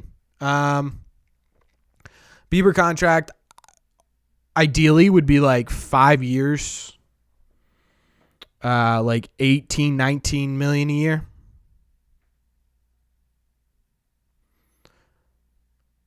Be a teacher. My day's done at 2:30.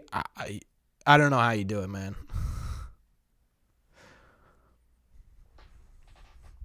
Yeah, Salty, 100%. Does Gilbert get Ks? He's not like a crazy K guy, but he does have one of the best breaking balls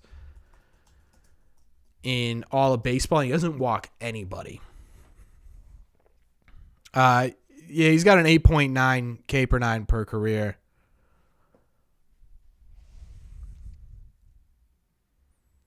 Who's getting signed really quickly, Prodigy? I appreciate that, Terry. Thank you.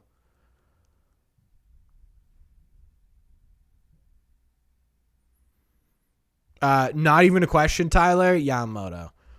What about trading for Brendan Donovan or Tommy Edman? I would love it.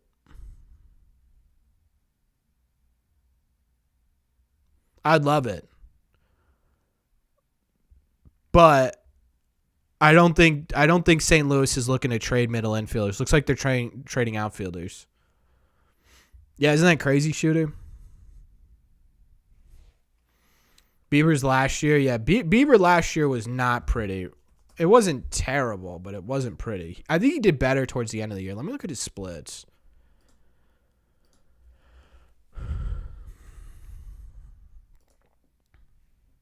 Shave your head if the Red Sox acquire Otani, Yamamoto, Soto, Tatis.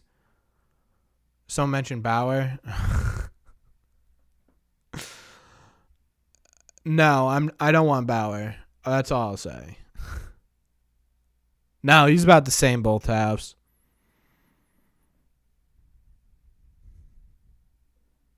He got hit a lot harder in the second half, actually. Can you see the Red Sox going after a bullpen arm this offseason? Maybe towards the end.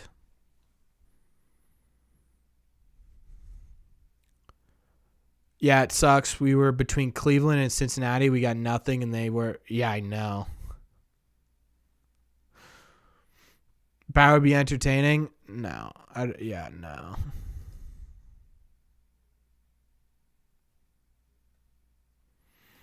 Yeah, if you want to listen to why I don't want Trevor Bauer, watch my last live stream.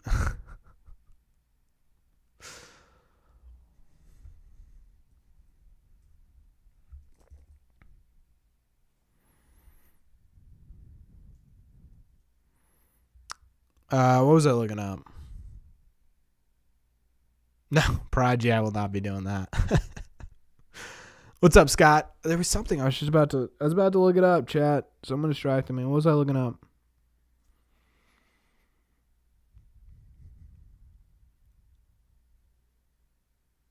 Stop trolling me? Like me stop trolling? No. Yeah, I don't want them.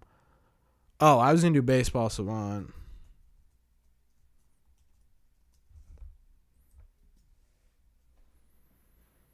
Me and Trevor Bauer should do a YouTube collab. I'm good.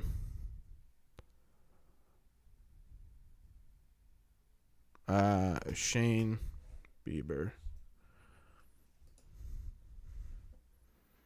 Waka would be better. Well, I don't think Waka would be better now. Less mileage on the arm. Oh, people trolling me about Bauer? Yeah. Yeah, I got to tell you, Shane Bieber's, I mean, overall, right, he had a positive pitching run value, he had a positive fastball run value, positive breaking run value. But, man, average exit velocity in the second percentile. He wasn't getting any chases. He wasn't really getting any swings and misses. He wasn't striking anybody out in the 28th percentile. He wasn't walking anybody and getting a lot of ground balls, but he was getting hit hard. Do I want Walker back? No.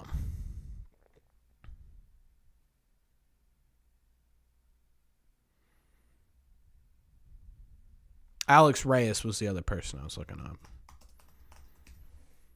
Yeah. Alex Reyes had a nasty card in MLB show. Does anyone remember that? But yeah. I mean, he was good last year. I'm sorry, he wasn't good last year. I'm an idiot. I was looking at career numbers. What other players do I not want on the Red Sox?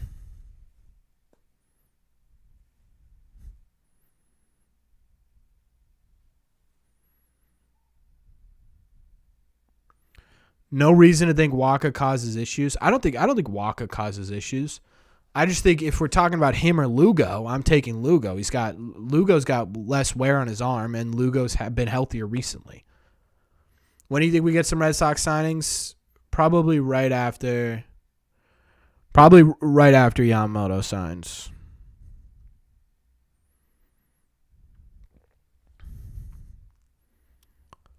Who would you like to see a trade for one of the Reds? Who would you like to see a trade for one of the Reds pitchers? What do you mean? Who's playing first, Scott? Tristan Casas? Well, that's sort of what I mean.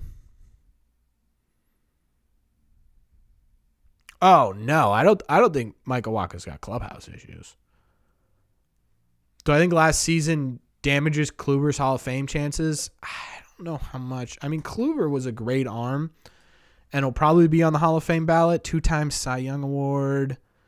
But it was really only 5 years he was fantastic. He's sort of a borderline Hall of Famer. $2 from Shooter McGavin. Appreciate the money. Thank you so much, Shooter. It really does mean a lot to me. Can we get some claps in the chat for Shooter? Let's go. All right, Jackson. Hey, did you plug the Discord? Shooter says, do you want an everyday DH or a platoon? I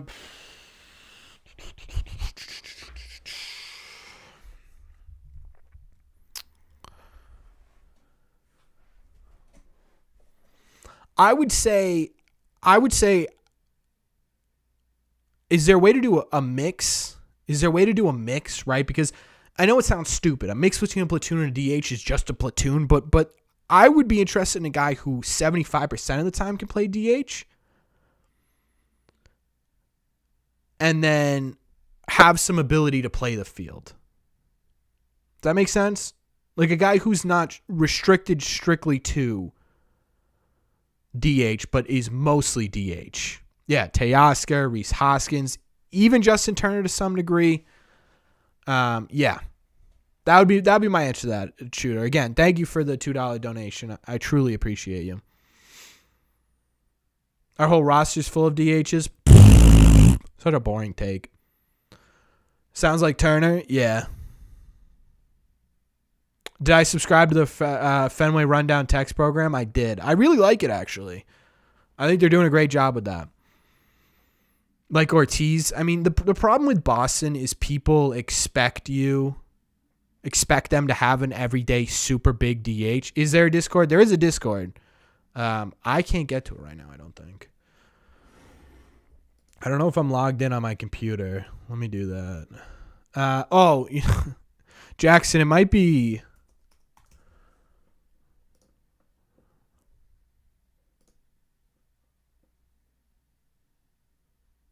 The link, if you're sending a link, it may be my automatic blockers may be blocking it. Here, let me do this. Oh, Mike, I saw you had a message. Sorry, I missed that. I'll send it. I'll respond after the stream. Invite people.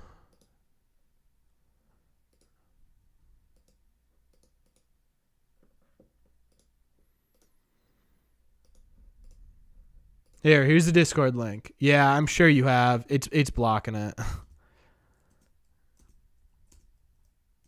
There you go. You can click on any of those.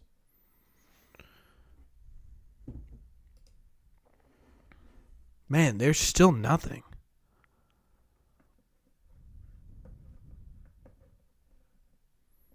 If they sign Armand, I'm in on you. I'm with you, Shooter.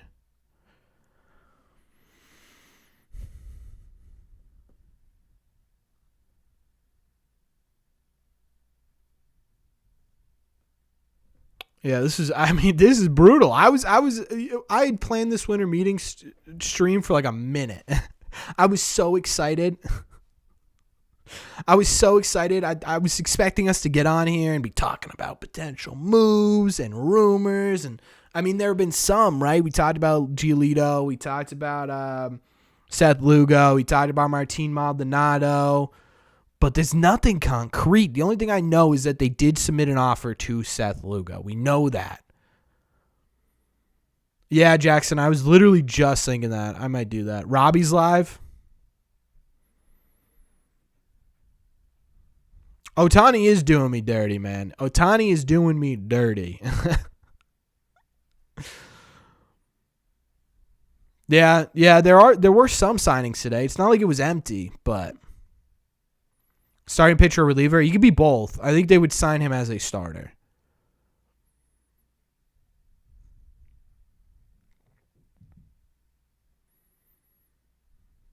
True, Rule 5 draft. Robbie going live, versatility, unbelievable. Can we do a members-only Discord live stream? I mean, yeah, if you want. And talk to each other? Yeah, we could do that. We could definitely do that. But yeah, I mean, it's to me as a content creator, it sucks, right? Otani signs before. Are you a mod for Robbie versatility? I didn't know that.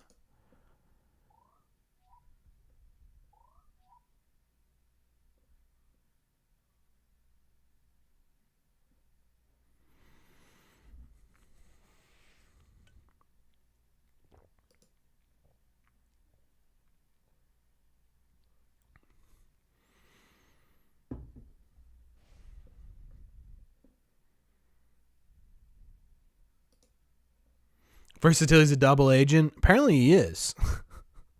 Otani's holding everything up. They should have skipped. Again, the winter meetings are going on regardless because they're doing more than just trading and signing free agents, right? The winter meetings is about getting everyone together, talking about rules and stuff like that. I don't think anyone picks up Noah Song again. I think the mystique of Noah Song is worn off a little bit. So I think we'll see Shane Drohan leave. I think we could see Ryan Fitzgerald leave. They both are. It's just for different reasons, Chance, right? Because Otani's setting essentially the position player market, right? Once you know what the best position player in baseball is getting paid, then you're going to see everyone else sort of figure out where they want to get paid. And then with Yamamoto, it's the starting pitching market, basically, because you've got, like you said, you've got 11 guys in on Yamamoto. 10 of those guys are going to be disappointed. Where are they going to go? So, yeah, it's both of those guys.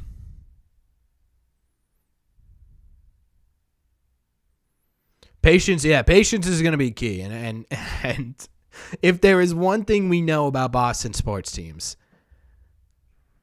it is that no one is patient. That is the one thing we know for certain. The one thing we know for sure.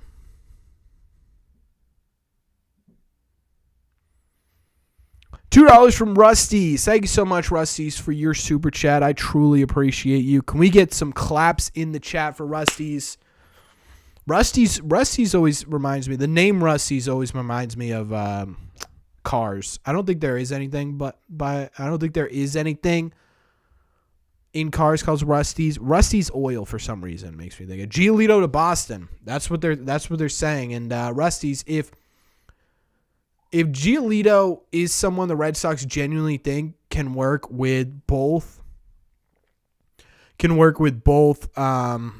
Bailey and Breslow, I'd be interested in it. He's younger. Yeah, he's younger than Buttmunch just said it. He's younger than Seth Lugo. He's got a higher ceiling, in my opinion, than Seth Lugo. In terms of like a reclamation project, I'd be in on it. Rusty's was Lightning McQueen's sponsor in the movies. I thought I recognized that name. Red Sox pitching coaches is stacked. Yeah, they are. I like it this year. People get impatient when the front office says we're going to go foot to the gas and they still have yet to do anything. And again, that's out of their control. It's out of their control.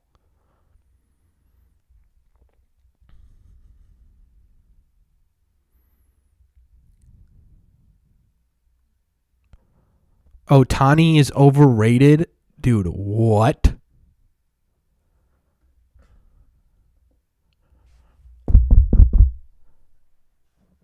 What?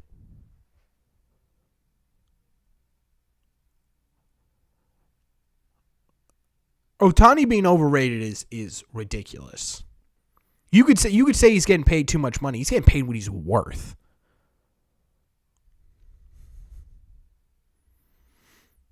He's not even overpaid. Like that's just how baseball works. It's how sports work. He's getting paid because he's worth that much. Like Shohei Otani is the best player we've seen in 50 years. I don't even know. More, right? Skill wise.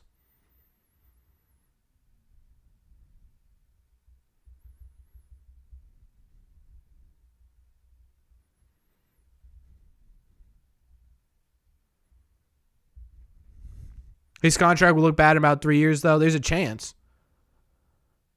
There's a chance it doesn't look good, right? There's a chance it doesn't look good, especially after 2 Tommy Johns. But if whoever didn't help the Angels too much, yeah, that's not Otani's fault. And Otani did everything he possibly could to for the Angels to win. Saying he's overrated because the Angels didn't do well is about the same as me saying, hey, No, not even that. It would be about the same as me saying, hey, the Red Sox weren't good this year because Corbin made a YouTube video. Right? There's just no correlation.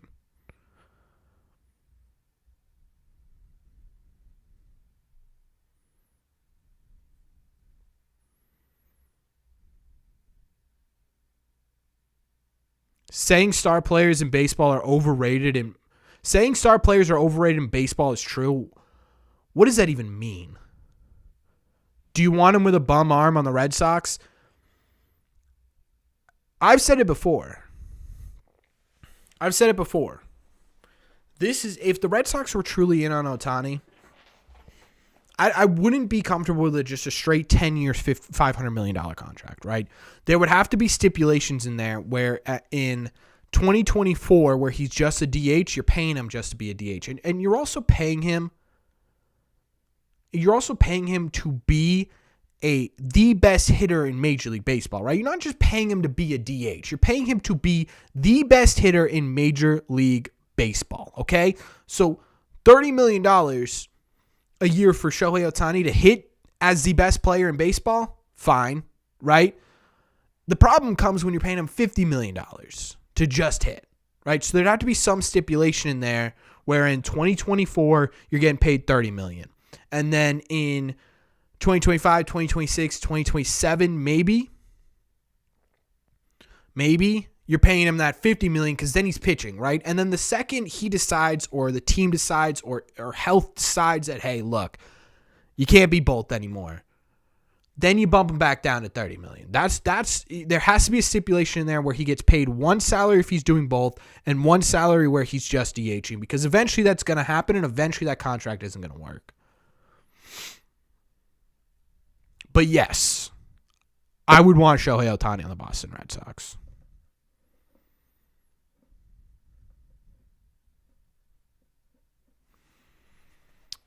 If Otani has 5 more Otani years, he may go down as the GOAT of baseball. He's the only... Yeah, agreed.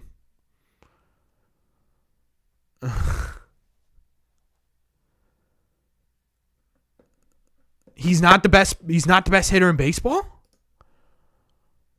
Terry, in what measurement? Home runs? Because the only reason he didn't lead the league in home runs is because he got injured. Let's take a look. He led all of the American League in on-base percentage. He led all of baseball in slugging. He led all of baseball in OPS. He led all of baseball in OPS plus. He led all of baseball in total bases. Even having missed 50 games last year, he still led the league with 44 home runs. I'm sorry. Where?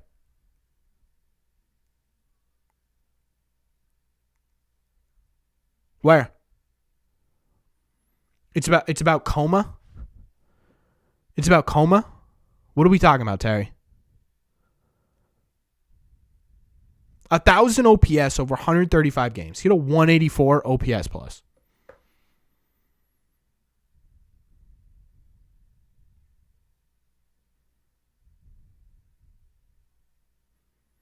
Watch Bellinger be the best player signed in this free agent class, and a lot of the big names won't work out. That'd be hilarious.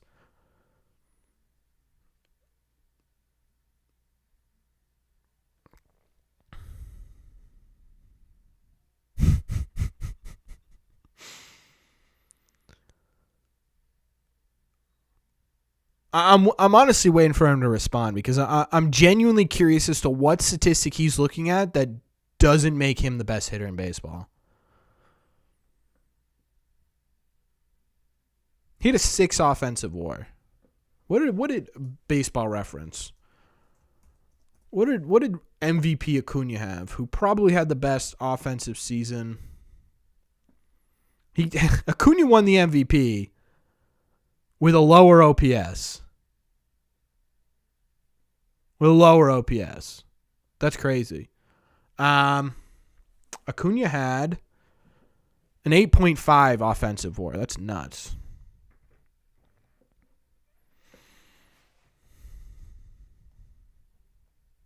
Certainly passes the eye test, yeah.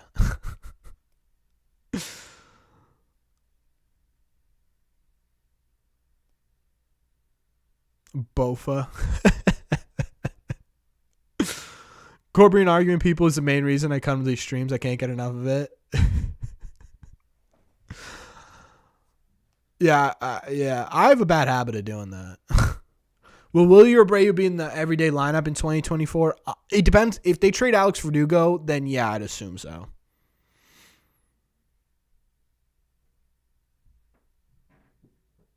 I would assume so. And honestly, I'd be pretty happy with it.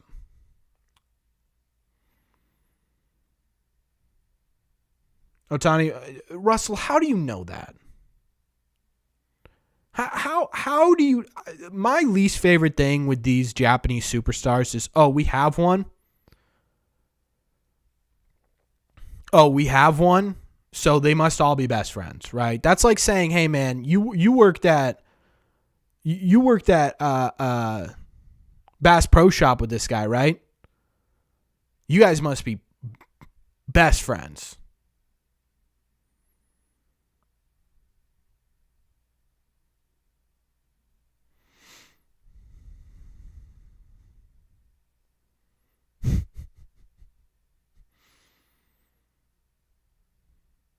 Heyman said that? Heyman said what? Shohei Otani's coming to the Red Sox because they might get Yamamoto?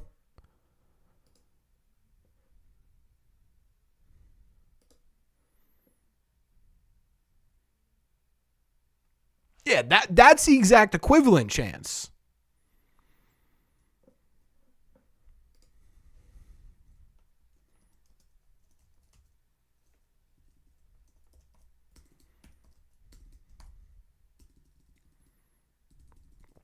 Yeah, Yoshida and Yamamoto are legitimately friends. Yes.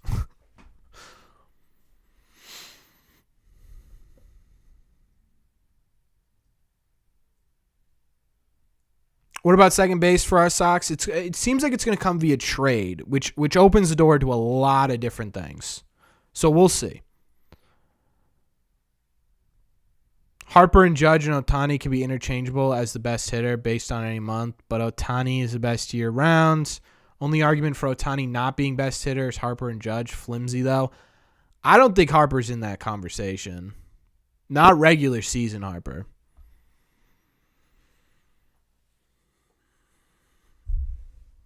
I think Judge, you could say Judge, yeah.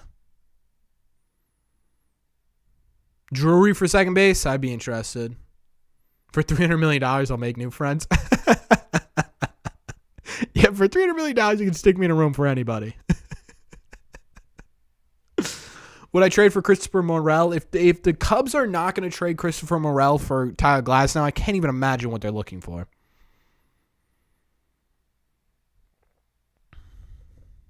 Yeah. I think tomorrow. What I'm going to do is I am going to Kyle T. Oh, okay. I think tomorrow what I'm going to do is sort of a roundup of what we've heard so far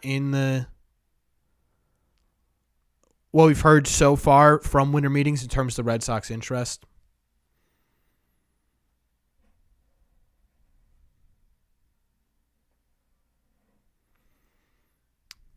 Trading for second base was a bad idea. Sign Whit Merrifield for 2 years. I mean, the fact that they're saying they want to trade for second base makes me nervous about Marcelo Meyer. There better be some signings tomorrow. Yeah, I don't know if we're gonna unless Shohei signs tonight. I don't know if we'll get any tomorrow. So pay up for him. That wrong pitch is year, and use him as a DH with big cost. Again, the conversation of Shohei Otani's only a DH, right? You're not wrong, but you're also talking about a DH who is the best hitter in Major League Baseball, right? So forget about the position. Just think about the fact that he is the best player in Major League Baseball. Are you willing to pay for that? Yeah, I think so. What's up, Maddie? What's up, Dinah? Why can't we move Story back to second base? He was so nasty there because we need someone nasty at shortstop. That's why. We need someone legitimately nasty at shortstop. And Trevor Story is that, right? I would rather a average second baseman defensively than an average shortstop.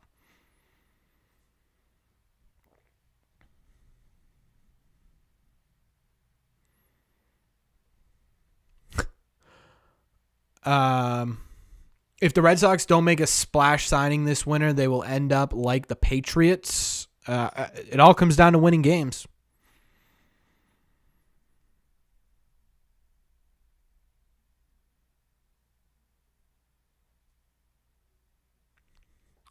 You should be nervous about Trevor Story. Maybe he is as busted as prior years. Doesn't have any elbow issues. Isn't signing to a new team super late in the season, and heaven forbid he gets hit on the hand. A lot of these were sort of freak stuff.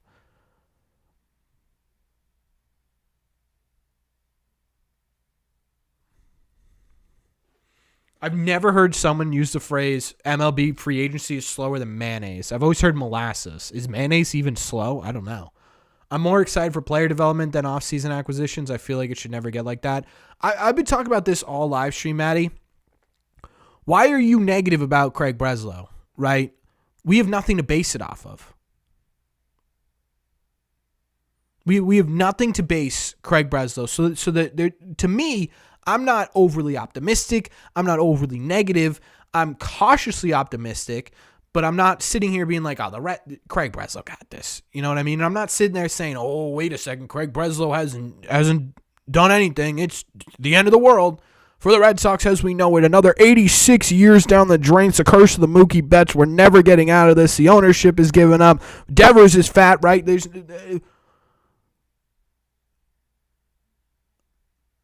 You can't have that because there's nothing to go off of.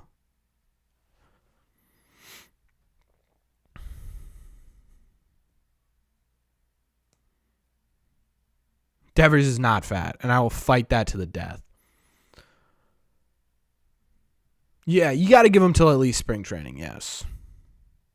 Breslow and mayonnaise? Yeah, that's basically what we're talking about.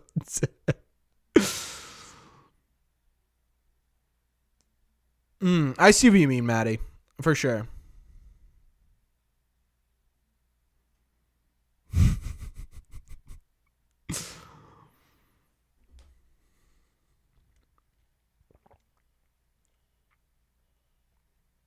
If Manny Ramirez was fat, come on now. Devers is not fat. This is unbelievable. We're not doing this argument again. What did we do this at the beginning of the offseason? I'm not doing this again. Devers, Chance, I absolutely bodied you when you said this. You don't want to get into this again. Have I been streaming for 6 hours? No, God, no. Mo Vaughn or David Ortiz? Probably Mo, I think. I bodied you, Chance. When you try to tell me Devers was fat, we crushed you.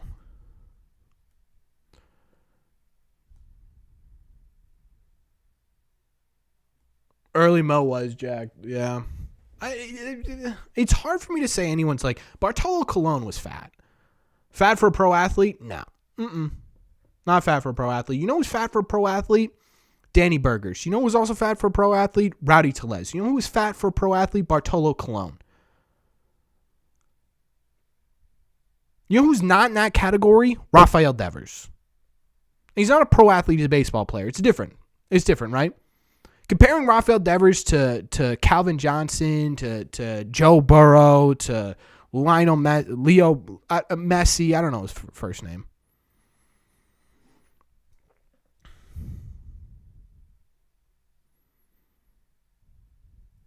Miggy's also like 65. So he's just 65 body, right? Oh, yeah. Otani's for sure signing the second I get offline. He's just not fat. He's just not fat. Rafael Devers is. We're doing this again. Okay. All right, ladies and gentlemen. Let's think about this for a second, okay?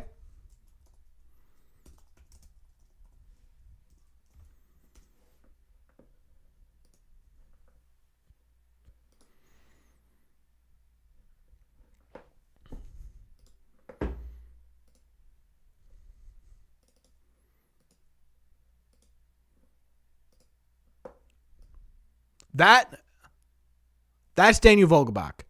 Clearly a bigger dude. Okay?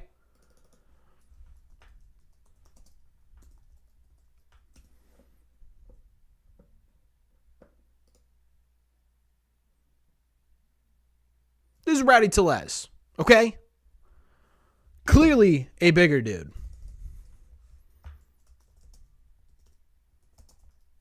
See, you know how I know I've already looked this up? Because I already looked up Devers 2023. This is Rafael Devers in 2023.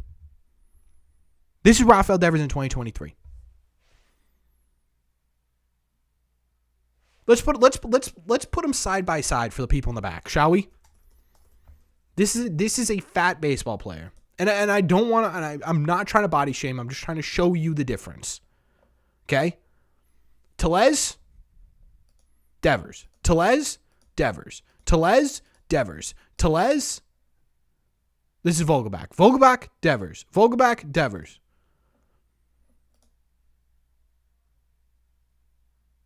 What? Because you got a round face? Because you got broad shoulders? This is muscles, ladies and gentlemen. That right there, that is unadulterated muscle. Look at these dude's forearms could snap a tree branch. Yo, back, Danny Burgers, right? Yet over here, that's Rafi Devers. That's an assassin. That is an assassin. Come over here. This guy is not an assassin. This is a baseball hitting machine. This guy got cut from the Mets. This right here is a captain. This is a leader of men. You're following this guy in a battle. This guy's towards the back of the line. Does everyone understand the difference now? We good?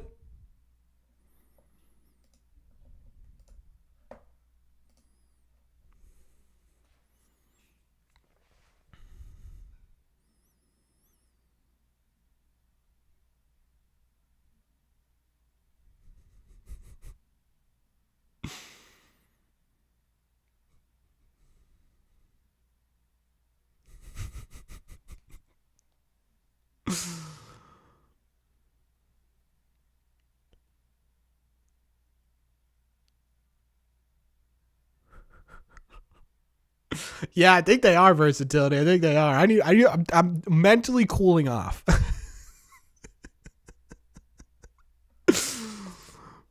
Yeah, if I punch Rafael Devers in the pec right here, my finger's breaking. Rafael Devers is not fat.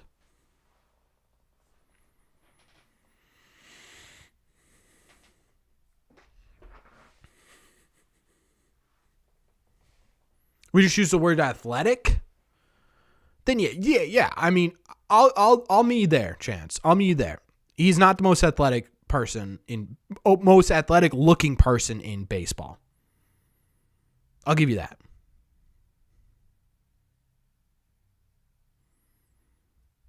But I will not stand. I will not stand for people calling Rafael Devers fat. Even if he was, the dude's hitting 30-plus bombs a year. You can roll yourself to first base if you're hitting 30 bombs a year.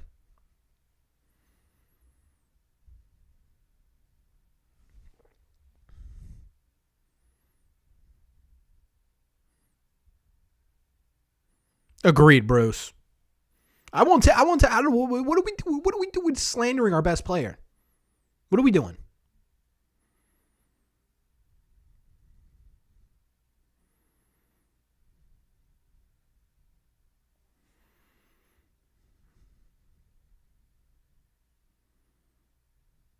Agreed, Mr. Bob Dylan. Who are the top 5 Red Sox players at the moment? 1, Rafael Devers. 2, honestly, probably Tristan Casas. 3, Chris. Based on last year, who are your 5 best players? Devers, Casas, Chris Martin, Brian Bayo, and Trevor Story? Maybe Massa? Jansen, yeah, you could throw him in the top 5.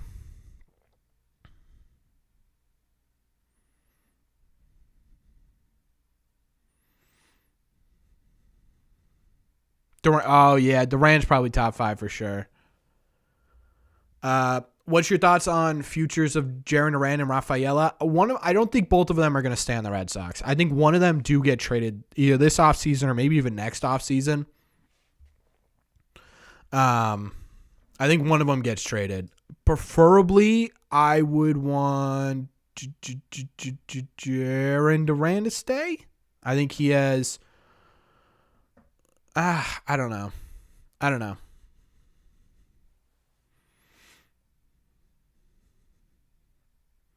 Mike has such a problem with Trevor Story for no reason. I just want Turner to announce he's staying in Boston. I would hold your breath.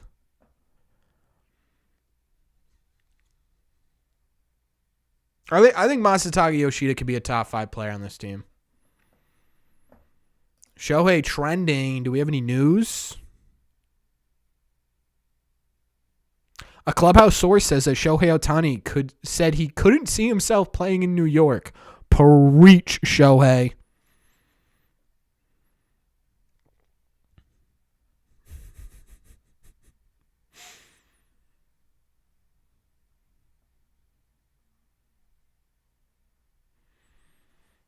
A disappointing team last year. Certainly was. Yeah, that's why I stopped myself, Chance. That's why I stopped myself. Oh, true. I forgot about that versatility. I'd love 2 really fast 1 and 2 hitters like Betts and Benintendi. Then you're probably talking about Duran and Whit Merrifield. Otani's going to the Dodgers or Blue Jays. Yeah. Corbin, what do you think the chances of the Red Sox re-signing Justin Turner are? I would say 20%.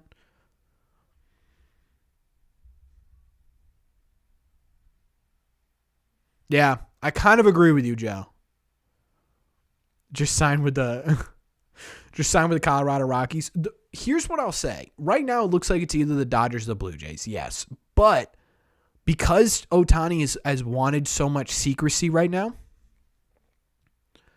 has so much secrecy, requesting so much secrecy, I could see him going to just someone, literally anyone. You know what I mean?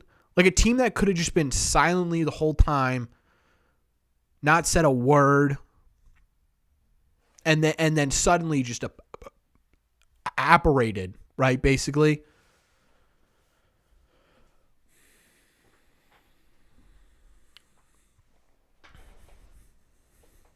The Oakland A's. Yeah, imagine the Oakland A's get him.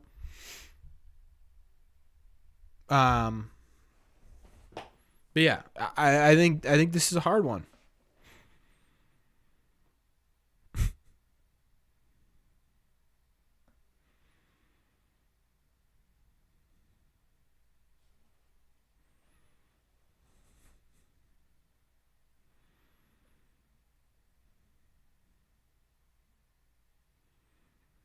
I'm just trying to see if there's any more news. Sorry.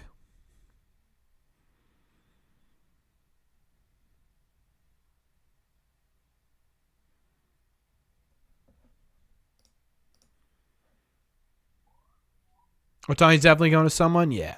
He's definitely going somewhere.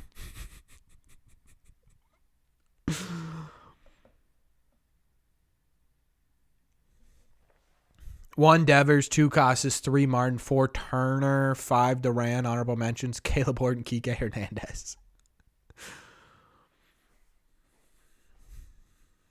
Imagine somehow the Oakland A's just spend $300 or $450 million on Shohei to be the face of the Las Vegas A's. That'd be so funny.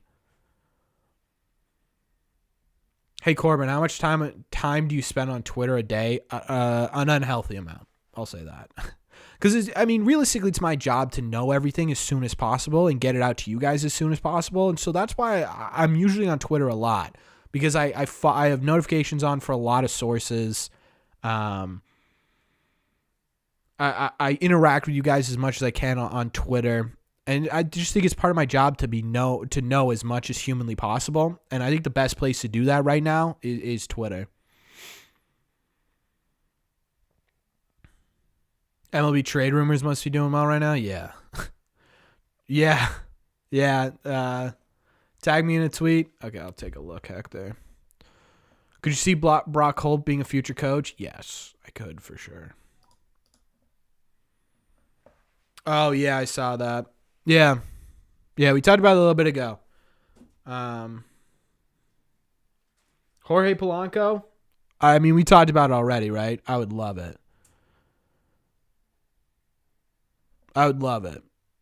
And Brandon Drury's sort of in the same boat as me. I'd love that too. Sox need to get Trevor Bauer. I'm so sick of answering that question. No. Michael Moreno tweet. This guy kind of makes me mad. Did I spell that right? There he is. That can't be him. That is because I spelled that wrong. Someone tag me in it.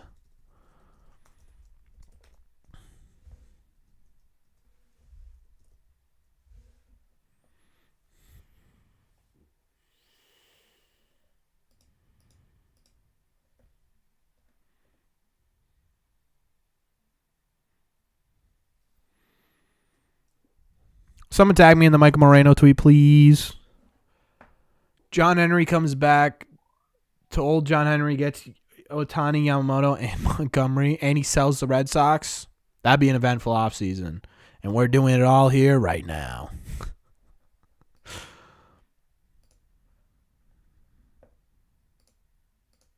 I don't even know who Michael Moreno is, so I can't look him up. Yankees are continuing their efforts to acquire Soto from the Padres. While the two teams have been in a perceived stalemate, the Yankees are said to be trying to get a deal done. This feels like it's happening. This feels like it's happening. It feels inevitable that Juan Soto is going to be a Yankee within like 3 days. Got to be a catfish. No, I don't know. I believe in genetic. I'm looking it up again.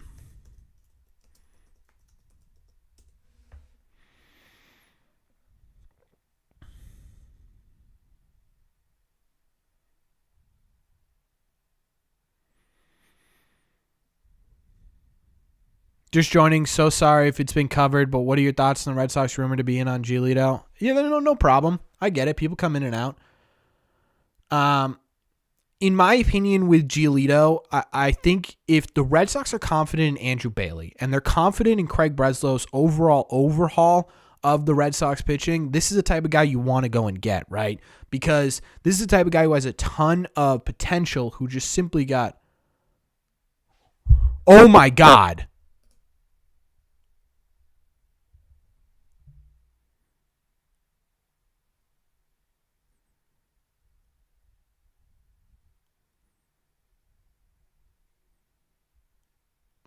The New York Yankees are acquiring outfielder Alex Verdugo in trade with the Boston Red Sox for right-handed Richard Fitz, Greg Wiesert, and Nicholas Judas.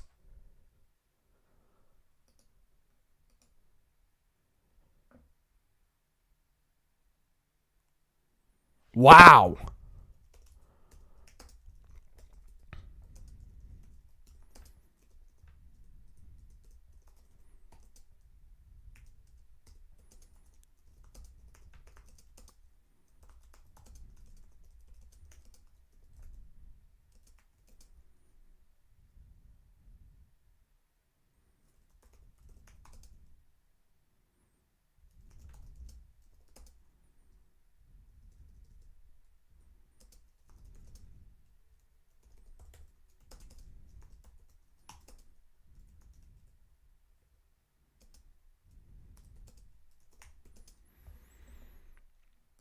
A Doogie without a beard is going to be wild.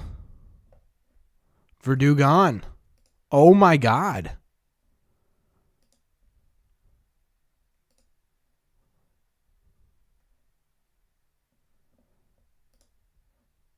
Oh my God. Does that mean they're not getting?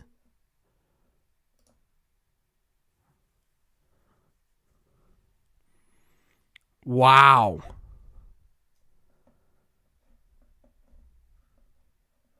Wow. Alex Verdugo traded.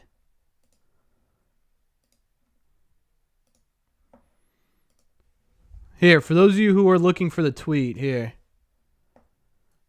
This is wild. I can't believe they're sending him to New York. They must have really wanted to get rid of him. They must have really wanted to get rid of him.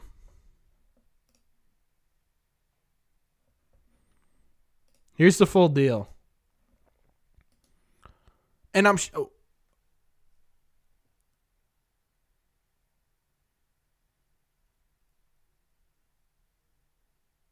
this is crazy. What a strange trade this is. I'm gonna look up these guys. Let's look up these guys.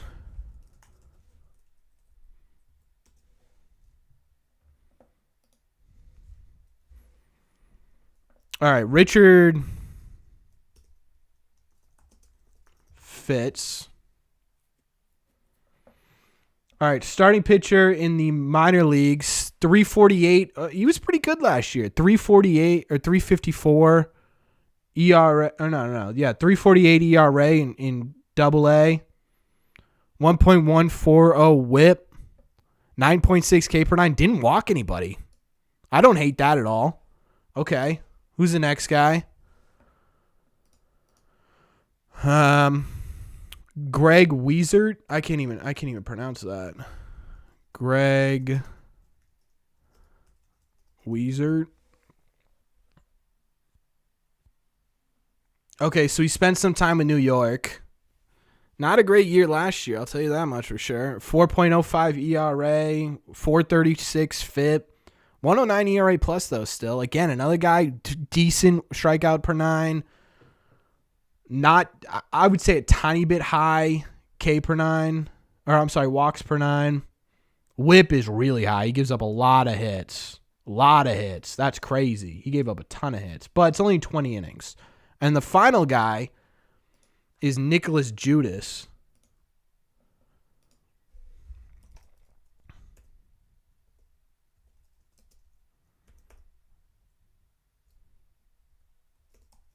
Honestly, when I first saw it, I really thought it was going to be for Gleyber Torres.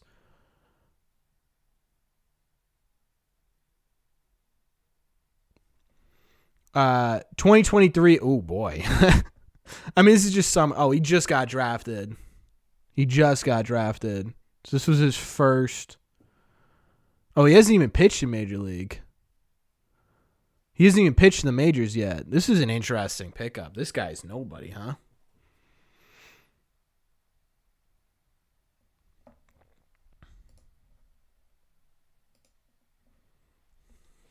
Huh. Yeah, this is almost a dump in my opinion. Although at the same time too, Greg Weezert isn't a terrible pitcher. Richard Fitz had a really great year. And this guy in the draft. So no Torres? No, not looking like Torres. I wonder if they tried to get Torres.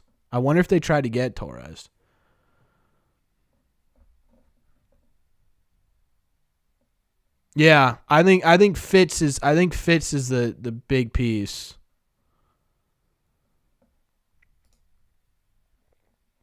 Still haven't got a major league pitcher though. I didn't think they were trying to trade. They weren't going to be able to trade Doogie for. They weren't going to be able to trade Doogie for a major pitcher.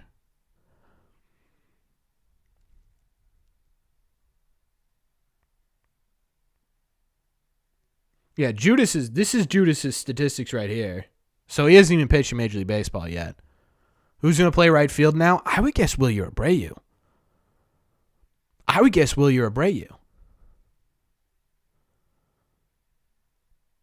Well, we got our video for tomorrow, folks. So Craig Breslow isn't afraid of a big move. This is going to be wild. This is going to be kind of crazy. Alex Verdugo on the Yankees. Is there even a picture of Alex Verdugo without a beard? Verdugo's going to hate being on the Yankees. I don't think I remember him without a beard. Like even on the, hey, there's me. Even on the This is what Doogie's going to look like.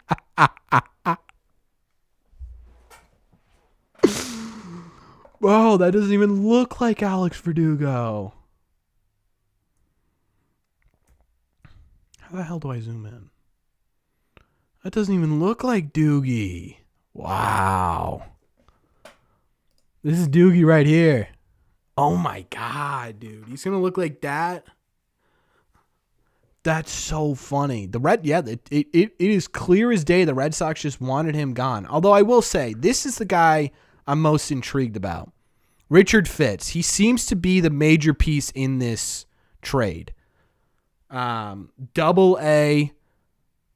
Quickly double A too, actually. 2022, he spent 22 games between single A and low A. And then he bumped up and did the full season in double A this year. At 348 ERA, walked virtually no one.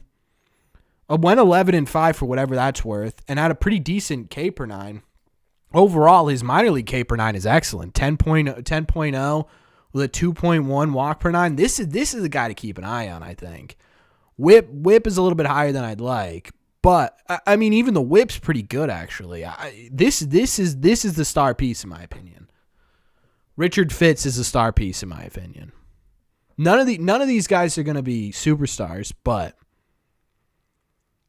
I wonder what this means in terms of Juan Soto for the Yankees, though. I wonder what this means for Juan Soto in terms of the Yankees.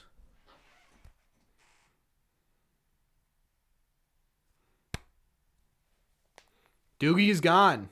For those of you who missed it, Alex Verdugo, gone.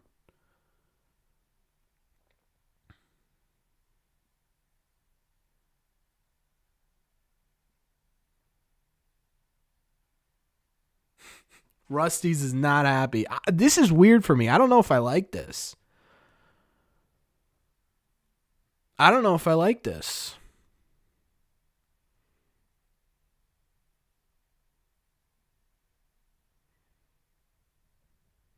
Via Jeff Passan. Well, now it's going to suck, right? Because now they have Doogie and they're going to get Juan Soto? Oh, God. Oh, God. I don't know if I like this. Oh, no. You just got a Doogie jersey? Neeb, I'm so sorry. Soto's not the solution for the Red Sox, definitely. For the Yankees, if they're trying to win a World Series next year. Ooh, wait a second, folks. We got some more information here because on top of the Red Sox trading them, they also have expressed interest in Lourdes Gurriel Jr. Are these good prospects? They're mediocre prospects. I would say the most interesting one is the one we have on the screen right now, and that is Richard Fitts, who had a 3.48 ERA last season in Double A. Still brand new. I think he's only 21 or 22.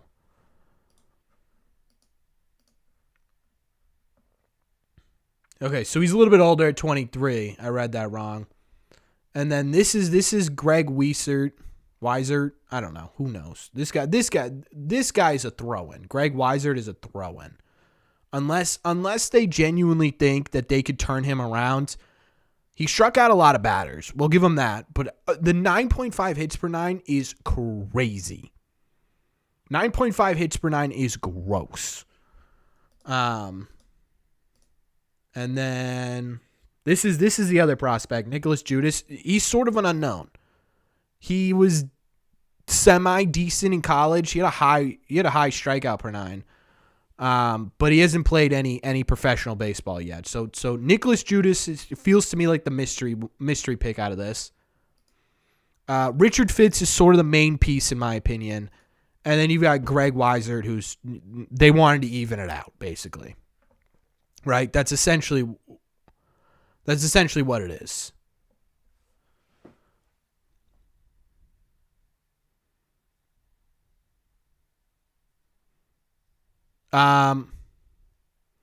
We have interest on Jordan Hicks. Yeah. Please let the Sox sign Soto. The Sox, next year maybe. Fitz is the Yankees' number 12 prospect. Really? really.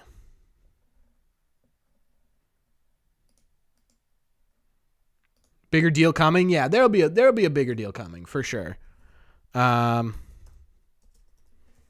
me take a look at the pipeline. I'm curious to see. I'm curious to see what it looks like.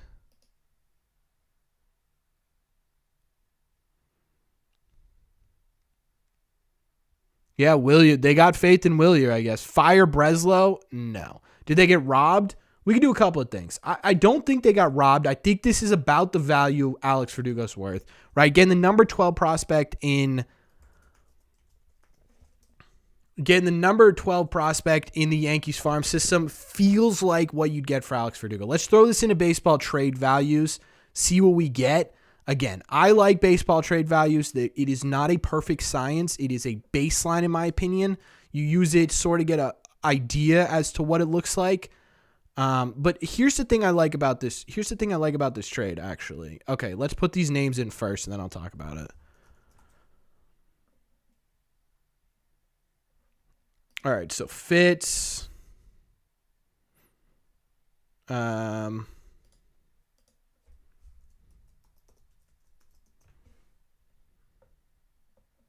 Is Weissert even on here? Yeah, he's worth like nothing. And Judas isn't even on here because he hasn't played a game in Major League Baseball. So we don't know how much Judas is worth. But then you throw in Doogie here.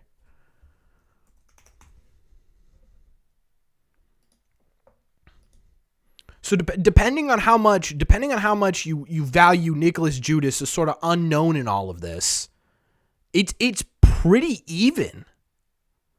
Right? Like this isn't, again, we talked about this a couple of different times. When I made my video yesterday about Alex Verdugo and the possibility of him getting traded, I said he's not going to be worth a frontline starting pitcher. He's not going to be worth an all-star second baseman. He's going to be worth about this, right? And you get the sort of unknown in Richard Fitz.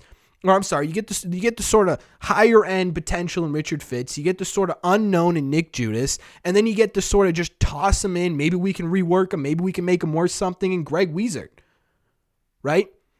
So yeah, did we get screwed on this trade? Absolutely not. Did the Yankees get a little bit of a bargain here? Possibly, but they only get one more year of Alex Verdugo, and God knows how he's going to react in the Bronx, right?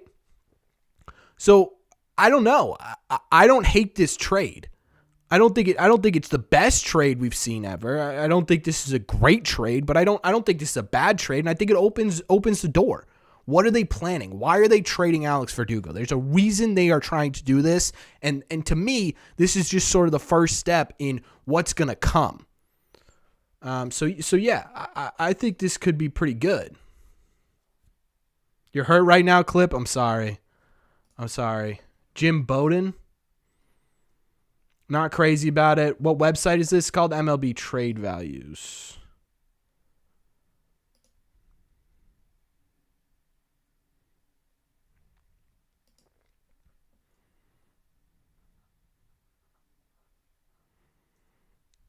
So for those of you who are wondering, Richard Fitz had 163 strikeouts and 152 innings last year.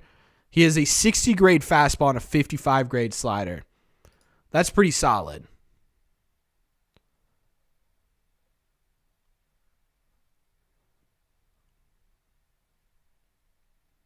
That's pretty solid.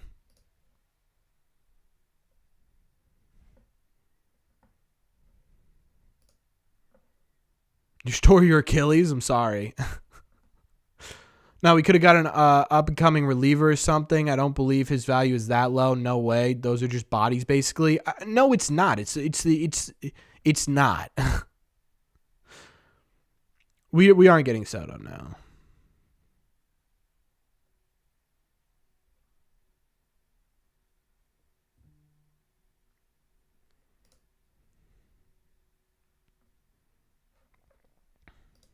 Maybe Duvall is coming back. Maybe.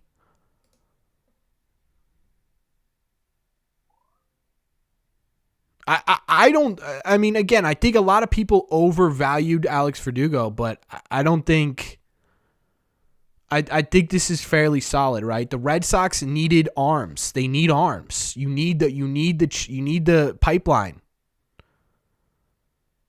And this is exactly what you're going to get, right? When you have a pipeline that's sort of buried. The worst thing that you could do right now is say that Alex Verdugo and Mookie Betts, like who cares, right? There's nothing we can do about the fact that these guys ended up getting traded, right? You think about it, this entirely different owner or front office right now. This is entirely different, right? So there's no correlation in Craig Breslow's head between Alex Verdugo and Mookie Betts.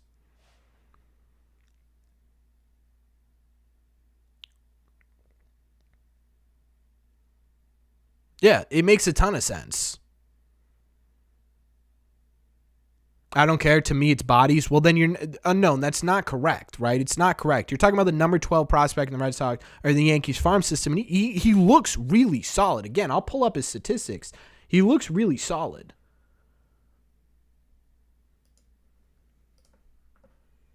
This is Richard Fitz. This is the highlight of the trade by far, right? This is a guy who I would say mid-rotation capacity here in 1 or 2 years. For just Alex Verdugo, I don't think this is bad.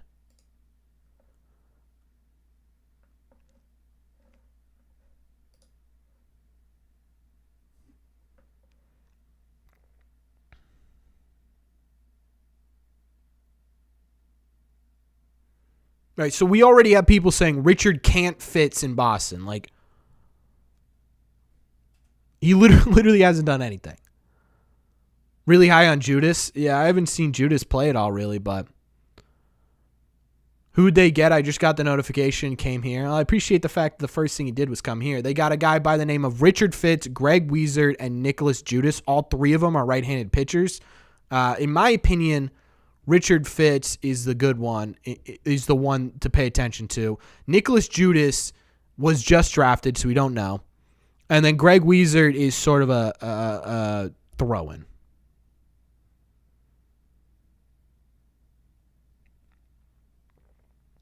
Flip these guys for Soto. Wouldn't that be crazy? Let me look up Nicholas Judas. His college career numbers weren't fantastic. His college career numbers weren't insane.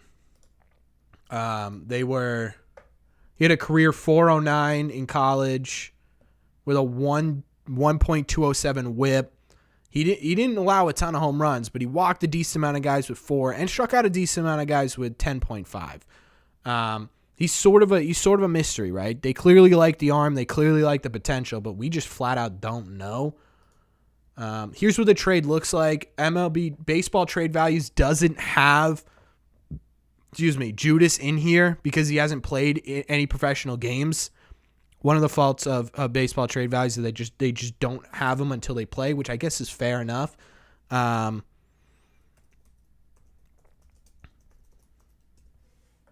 This is what he looks like because someone said he's huge, so I'm going to take a look.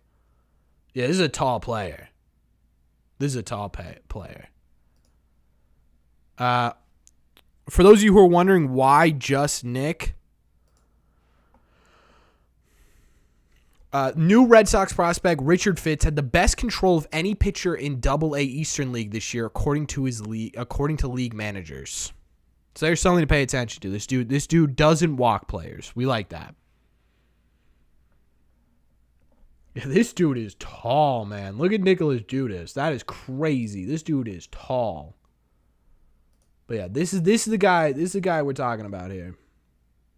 Richard Fitz feels like the main guy for Alex Verdugo.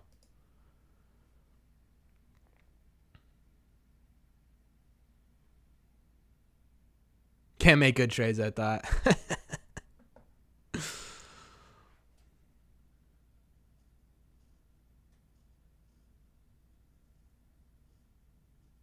Yeah, this is interesting. College numbers don't matter. Yeah, I don't know anything about. To be honest with you, I don't know anything about like scouting college pitchers, so I wouldn't be able to tell you. Could he be clearing the deck for Bellinger? No. Is Fitz going to play in the majors this season? Maybe.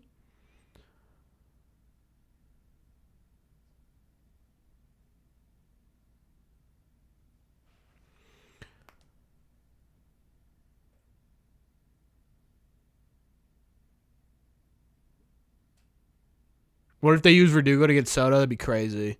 Just goes to show how BS these sources were talking about the Glaber level player. Yeah. Who's the next guy that could be traded? I don't know. Houck, maybe. Fitz ETA is 2024, so yeah. I think we'll see. I think we'll see a lot.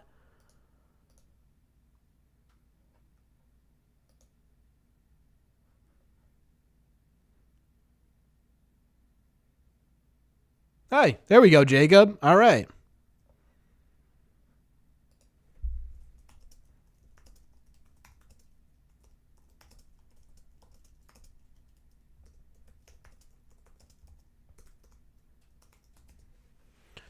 How are we feeling about this? Initial reaction is it's kind of what I was expecting, right? I think in the overall, all of us were assuming that Alex Verdugo was going to get traded, right? All of us were sort of assuming that was going to happen. So mentally, I was already prepared for this, right? And I think the value attached to Alex Verdugo is about what we got. I'm not mad at this trade. I'm not excited about this trade. I just think this trade was sort of expected. And the fact that it's the Yankees kind of sucks because we're going to see Alex Verdugo in a Yankees uniform. TD, those might be genuinely the worst nicknames I've ever heard for a player ever. Right? I know you're trying to be funny, but brutal.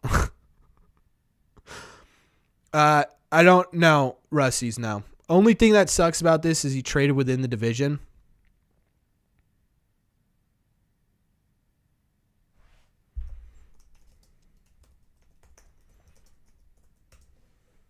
Yeah, Doogie in pinstripes is going to be strange.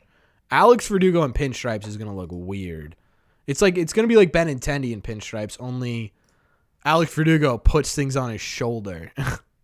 And he rides it, man. Alex Verdugo is going to have like a 600 average with like a 1.286 OPS against the Red Sox this offseason. Or this 2024 season. This trade made my mom sad. Yeah, it's going to make my mom sad too. I know for a fact it is.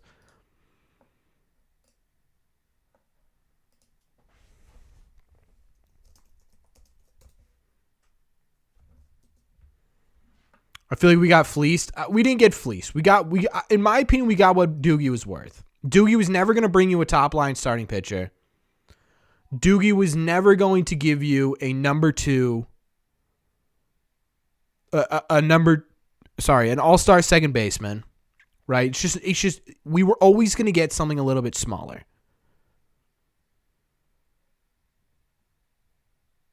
What's interesting is that a lot of people are saying that the Yankees might flip Alex Verdugo for Juan Soto.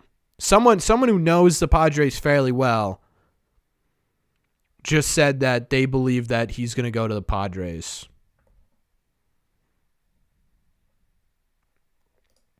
Although what would be hilarious is that if the Red Sox were making room for Juan Soto.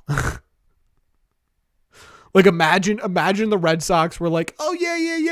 You guys take Verdugo. We'll use him to get Juan. You guys use him to get Juan Soto. We just need the relievers. And then all of a sudden, Verdugo gets to the Yankees roster, and they're like, all right, thanks for taking him. Here's Tanner Houck. Here's Wilkerman Gonzalez. Here's Cash, and here's Richard Fitz. Can we have Juan Soto, please?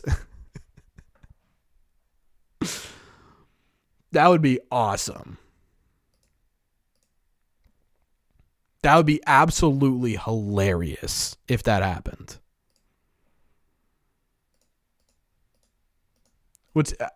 I don't know how they replace him, though.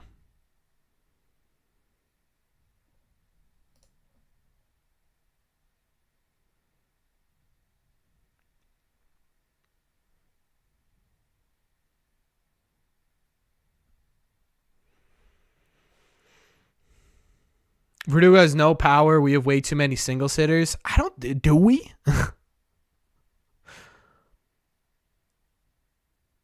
Yeah, at least it makes sense that Craig is not afraid to make moves. I like that. I like that. I like that he's simply not afraid. Also, a little bit PG-13, but Richard Fitt's nickname is Dick Fitz.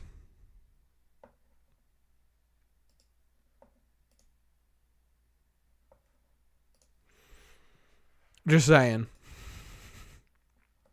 There definitely is. There definitely is something bigger brewing.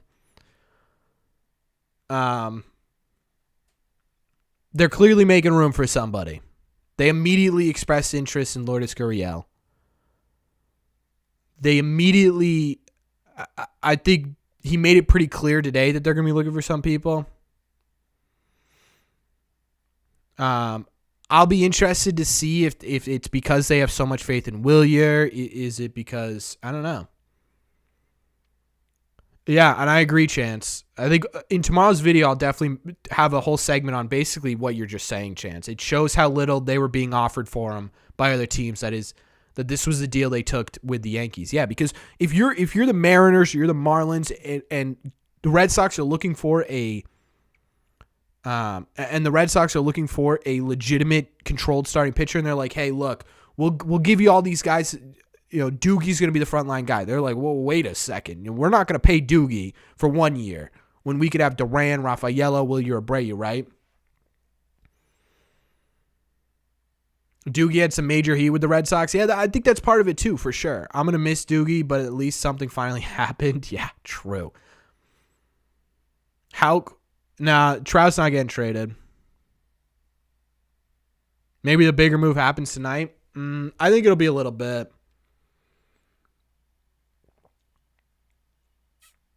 But there's clearly something that's at play here that the Red Sox are trying to do. Clearly something going on.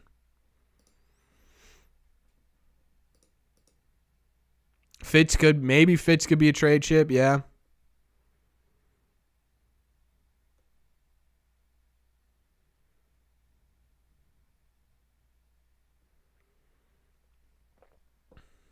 Wow. Right as I was about to chat, I'm not kidding. I was about to get off at 9:30 and then the news broke. So what am I supposed to do? Maybe Lou Bob? I don't think it'll be Lou Bob now. I actually think people liked him more than the Red Sox think. It was about 9.6, Eric, but yeah, they're clearly making room for somebody.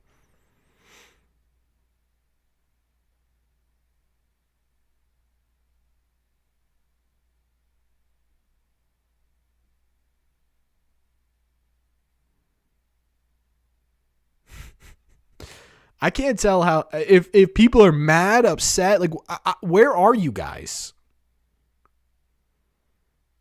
It depends, Jackson. See you later, Craig. It depends. If I know the video ahead of time, I'll make it the day ahead. But with these, I don't even know if I'll be making a. Excuse me. I don't even know if I'll be making a script.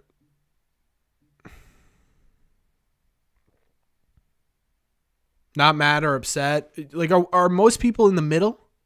3 players is kind of a steal. Yeah.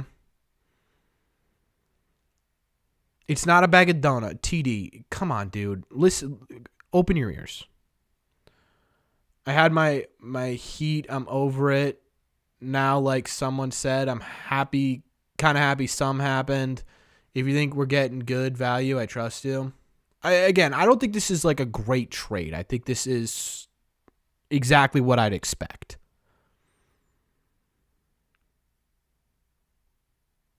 Middle.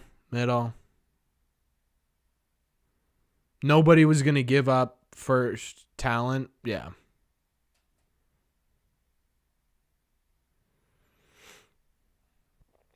Get someone more established. Yeah, maybe. See what they do next. That's fair. Fine with any other team. I don't know if there was another team offering for it, to be honest with you.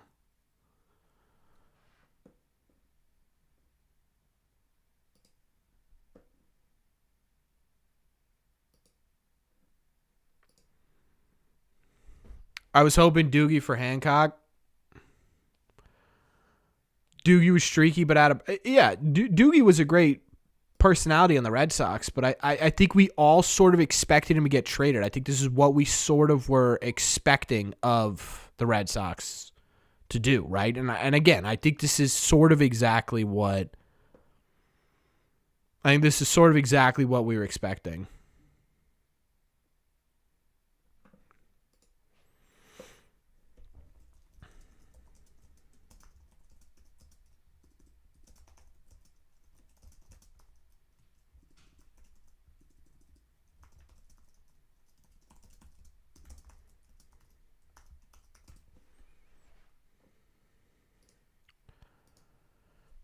In the middle. So most people in the middle here. It is interesting. Some outliers here, but yeah, mostly in the middle.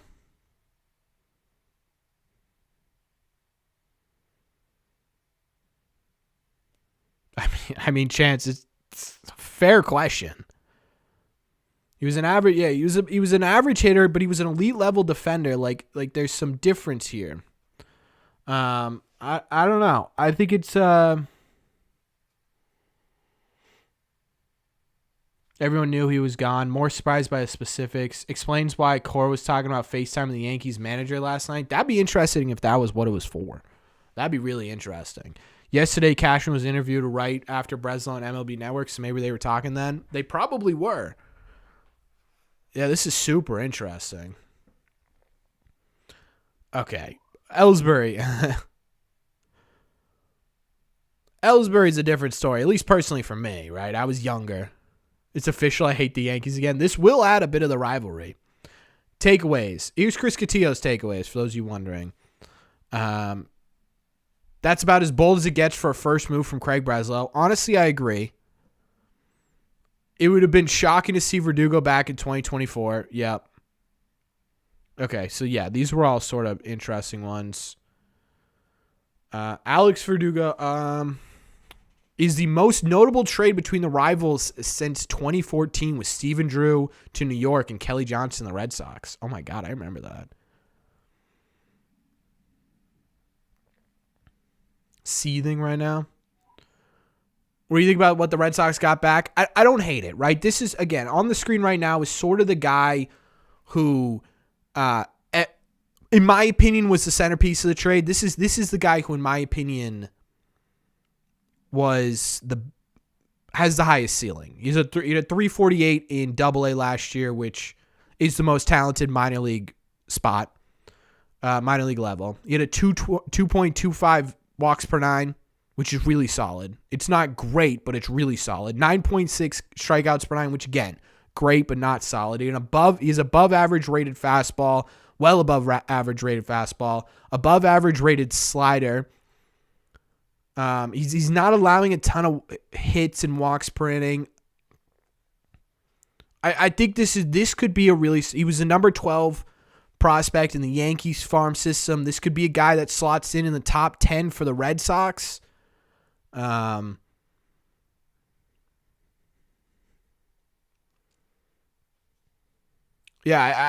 I don't hate this trade. I think it was an even trade.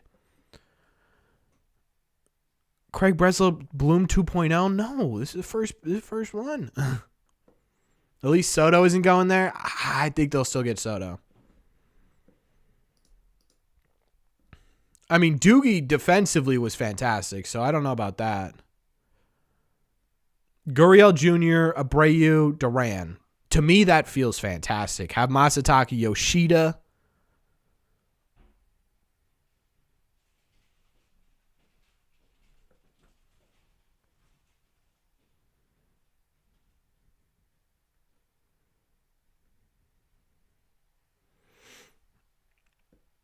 Red Sox fan got PTSD. Yeah, it is.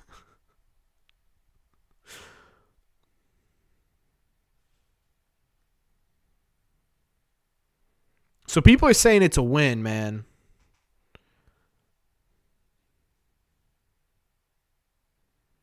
People are saying it's a good trade.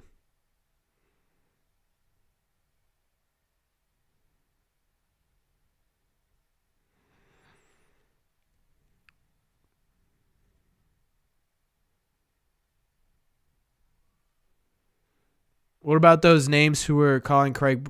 Those who were calling Craig Breslow names? Yeah, that's. I mean, it's ridiculous.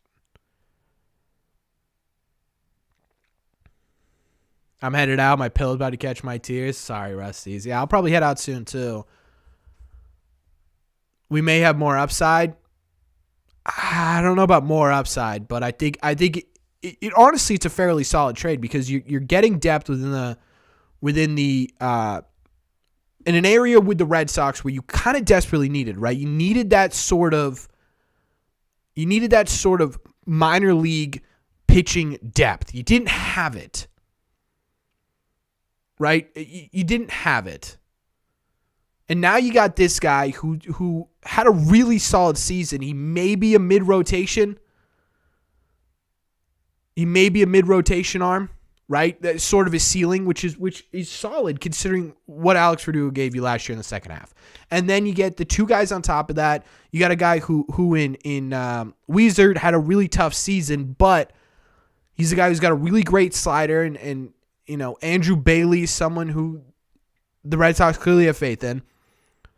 And then you got Judas, who's sort of unknown, right? So I think this trade for the Red Sox breaks about even, but I think what you're doing is you're trading Doogie to get about the same value in depth in areas where you desperately need it, right? You didn't desperately need outfield depth. You desperately needed minor league high potential pitching depth, and that's what you got.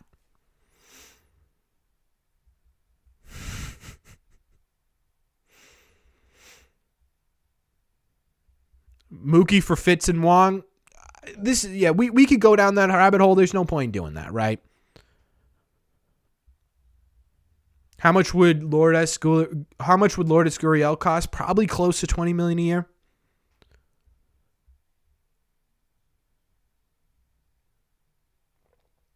You do not do business with the evil empire. How long has the Yankees not been the evil empire, right? We have crushed the New York Yankees in every playoff since 2004. The Yankees haven't won a World Series since the iPhone 4 was out. The Yankees haven't gotten past the first round of the playoffs in a minute. They're not a scary team. They're not a crazy team. You don't sit there and fear the New York Yankees anymore. They're not the evil empire anymore. I like and respect you too, T, but this is in 1979. This is in 2003, 2004. I don't fear the Yankees at all. I don't fear the Yankees at all.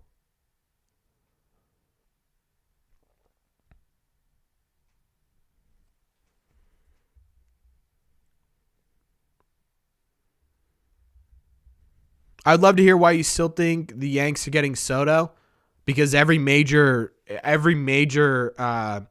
MLB reporter still says they're in on him.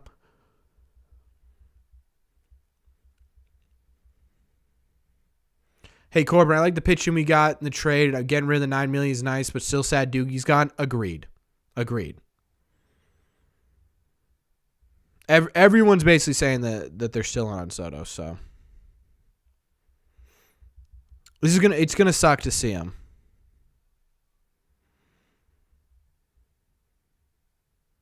Yeah, it does hurt. Doogie was a lot of fun. But again, he just wasn't worth anything more, really. He really wasn't. This is what Alex Verdugo was worth. Need to trade Dahlbeck? I'm sure they will at some point. And again, to wrap this up, I think we all sort of saw this coming. We all saw this coming, and the value is there. It meets the value. We get depth in an area where the Red Sox desperately needed depth, and the New York Yankees get a major league ready, left-handed hitting contact guy.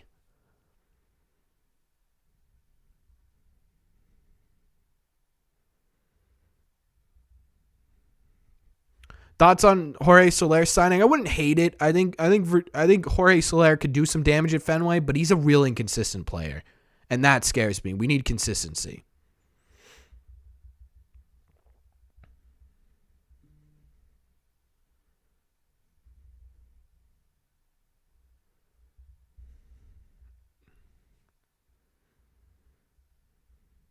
Yeah, they won in 2009. The Yankees, yeah.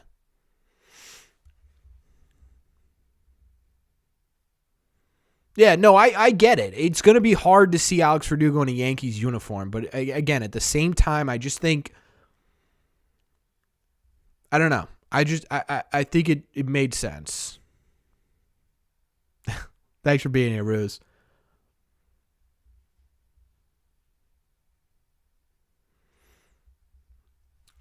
Yeah. There's not much else to say about it, right? I don't hate it.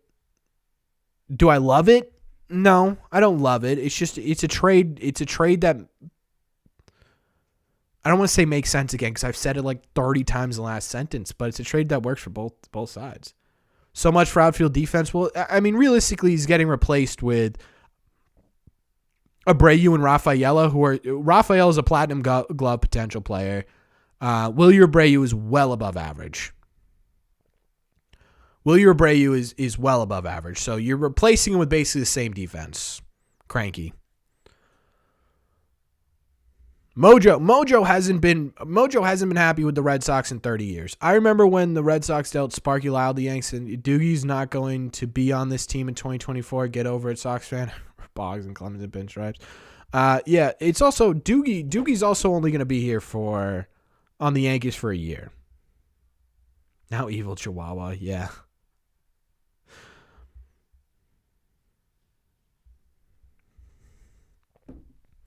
This offseason's confusing. It definitely is. It definitely is a bit confusing. It's just slow right now. I would not be shocked if the Red Sox have sort of at least a planned trajectory as to what they're going to do with the outfield. I think that's now that Doogie's gone, I think that's where we see maybe an addition for a power bat.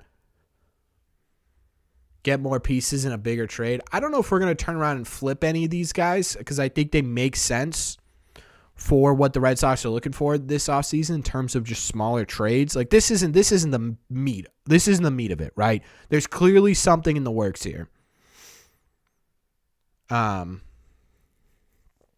yeah, I don't know. I'm just sort of in between on this. Yeah, I don't know. I don't know, chap. I'm just shocked. I'm shocked that they actually traded him to the New York Yankees. And I always liked Doogie.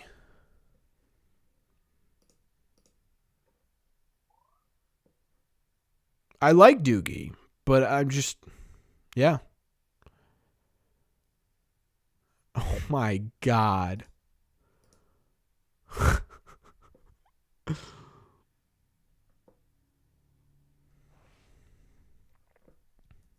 Why did I like Doogie? I just liked his personality. That sort of edge, that sort of FU. I like the personality. I didn't love the personality issues.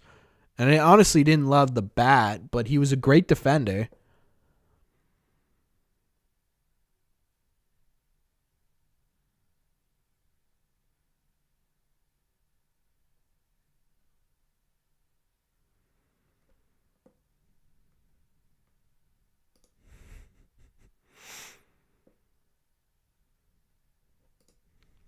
I don't know how to send this to my computer from my iPad, but I gotta show you guys this. Maybe I'll just bookmark it. That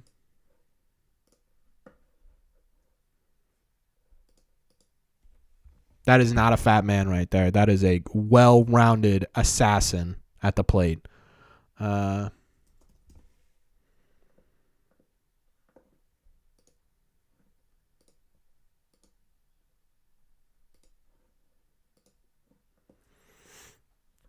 My bookmarks are going to be interesting. Let's see what we got here. This is Alex Verdugo without a beard, by the way. This is terrifying. This is...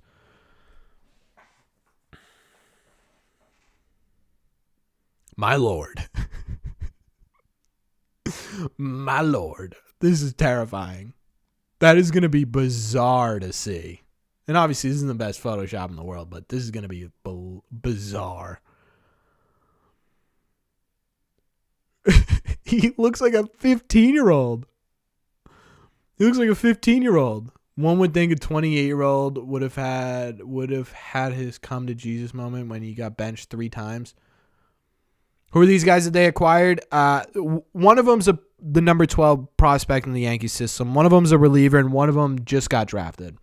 The highest upside right now is Richard Fitz, Dick Fitz, or it's Judas, the last guy, who has a lot of potential. It looks like a failure already. Jeez.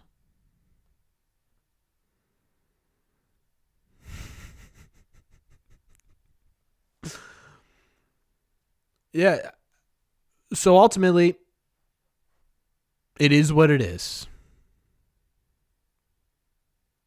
Yeah, the Yankees still have that role. It is what it is. I don't know. I like Doogie. I liked him a lot, but this is now what he's become. And again, I think this was something everyone expected. But that's our first move. That's our first move, chat.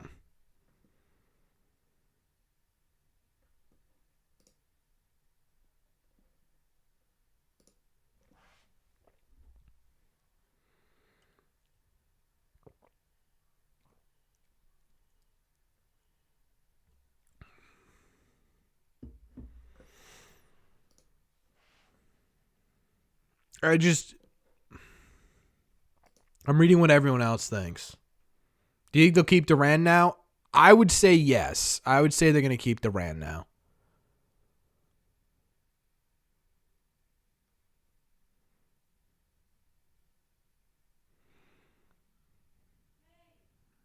I'm still looking at what everyone's saying.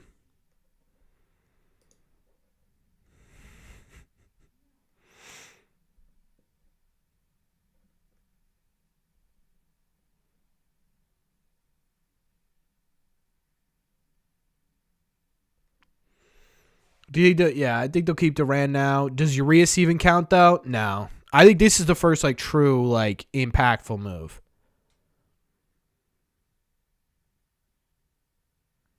Looks like he comments laughing when in the chat everybody else is LOLing. What? Breslow has traded a backup infielder and a surplus outfielder for 4 pitchers. Guess we know where Breslow is looking. I agree with that, yeah. Let's sign Yamamoto. God, I hope so. How does this affect Yoshida? I don't think Yoshida's spot was ever really in question. He'll be an everyday player. Judas has touched triple digits already. Judas is sort of the lottery pick here. You think our odds for Soto is better? I wouldn't get your hopes up. Doogie should now be called Doogie. Oh my God, we got to get rid of our emote chat. We got to get rid of our emote. That sucks. We're going to have to find a new emote. I'll revamp the emotes going into 2024 anyways.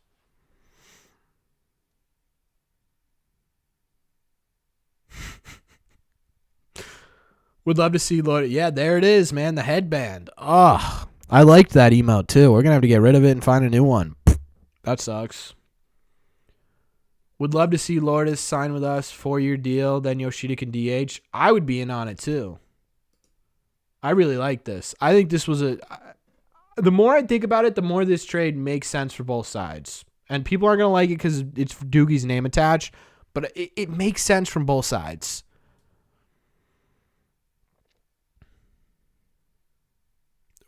Don't get your hopes up for Soto. I think it's time to bring JBJ back again. JBJ for the W.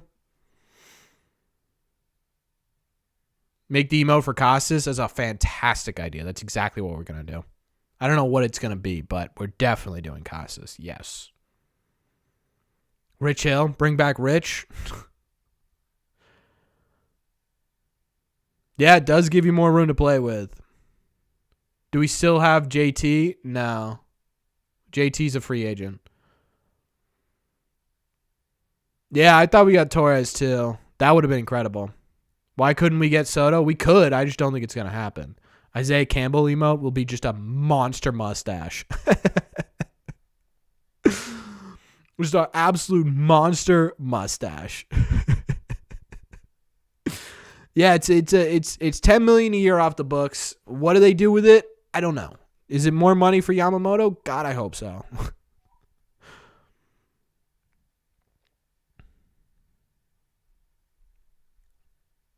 I'm trying to figure this out.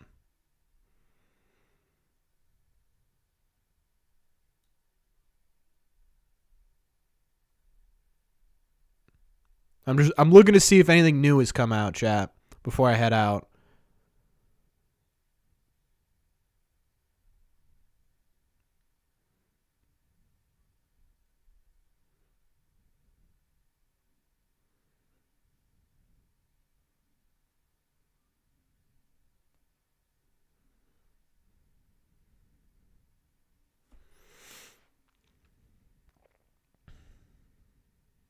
Core wants a player coach.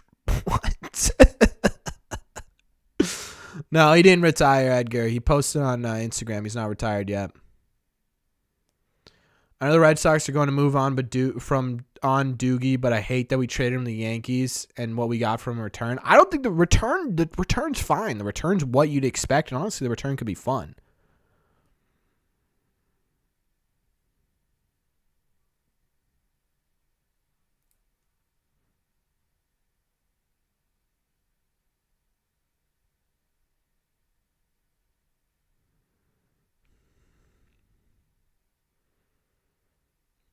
We got a plan for the merch giveaway. Yeah, we'll get the Movember merch giveaway going next week, and we got a giveaway from Foco coming up soon too.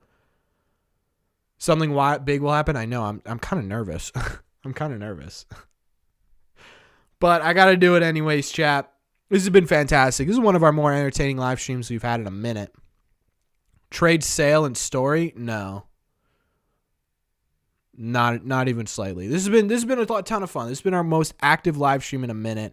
For those of you who are new here, we do these every other week during the off season, every week during the regular season, and if we do make the playoffs next year, we'll be doing every playoff game. But if you haven't hit that subscribe button, consider hitting that subscribe button. We talk Red Sox content almost every single day. Also hit the like button on this video as well, so more people can enjoy this if you enjoyed it. Thank you all very much for clicking on this one. R.I.P. Doogie. When you were great, when you were good, it was great. When you were bad, it was bad, man. Until next time, ladies and gentlemen, I will see you in the red seats.